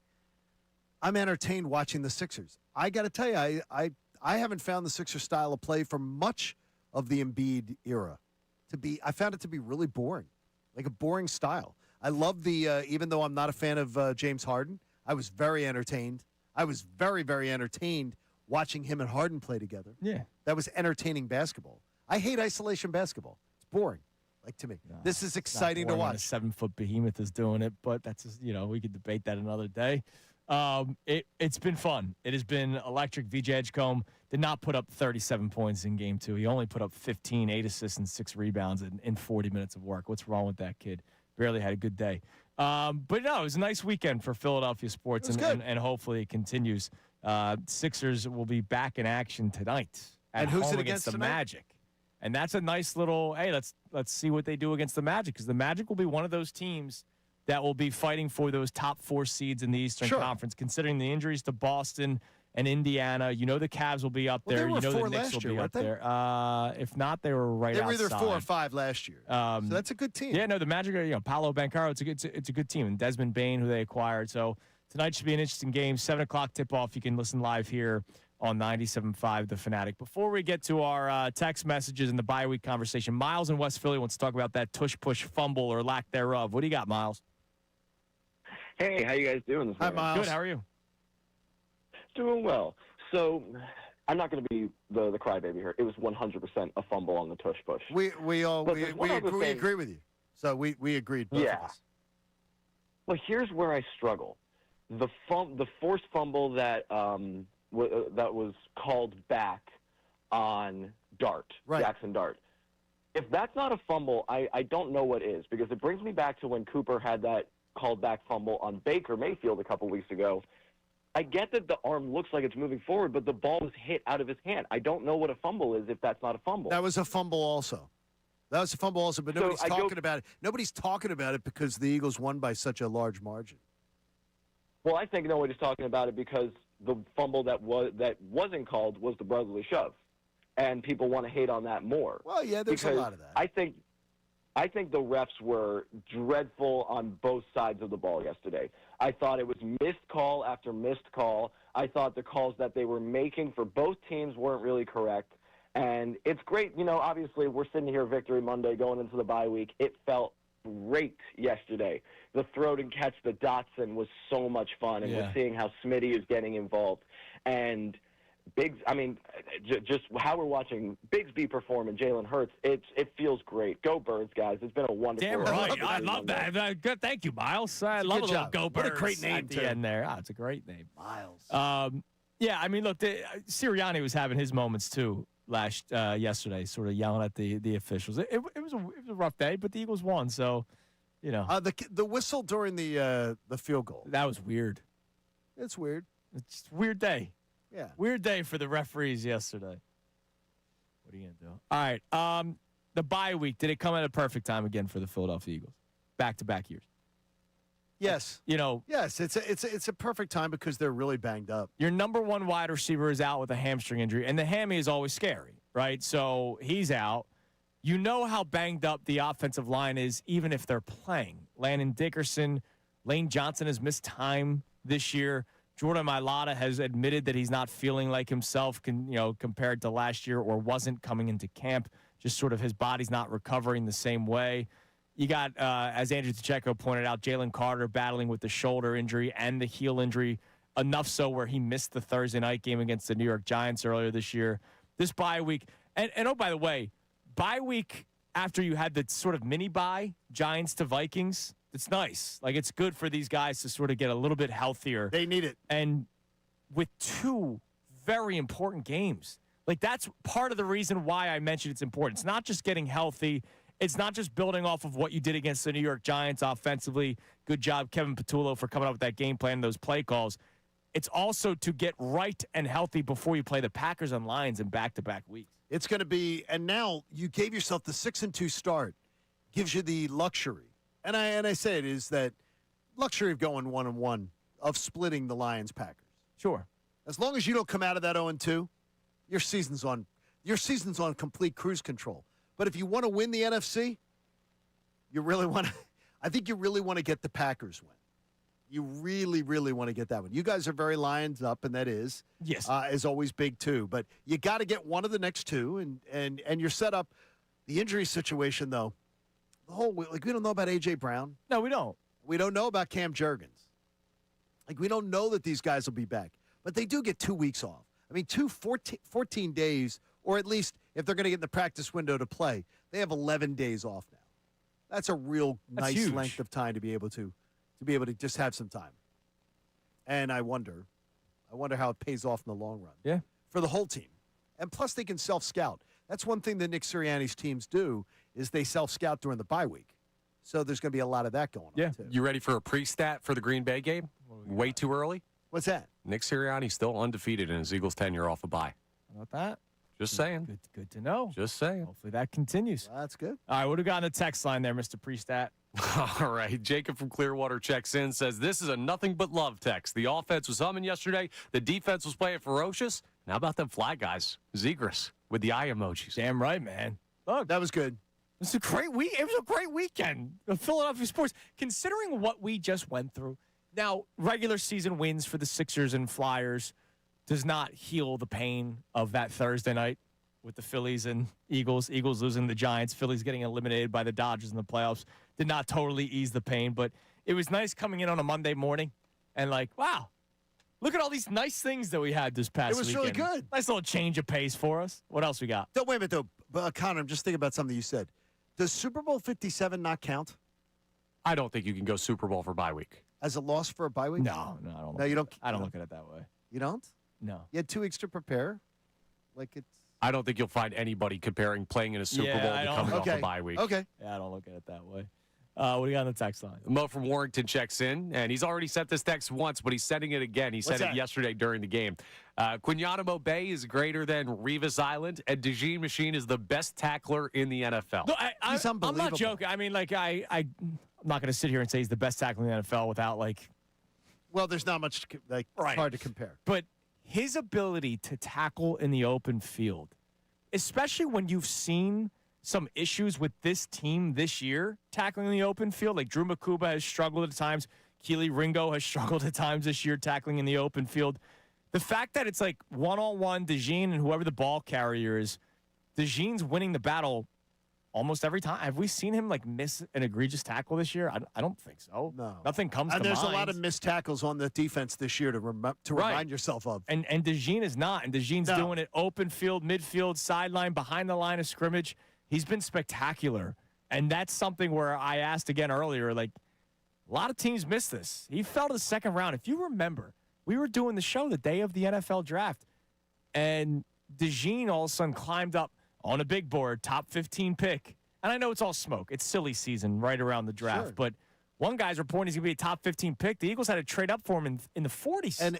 And again, we talked about earlier on in the show, it's the exact reason why African-American quarterbacks didn't get the respect and didn't get the opportunities that they deserved from so many teams so many years ago. The Eagles organization always did, but other organizations didn't. It's the same type of thing. Cooper DeJean didn't fit the suit.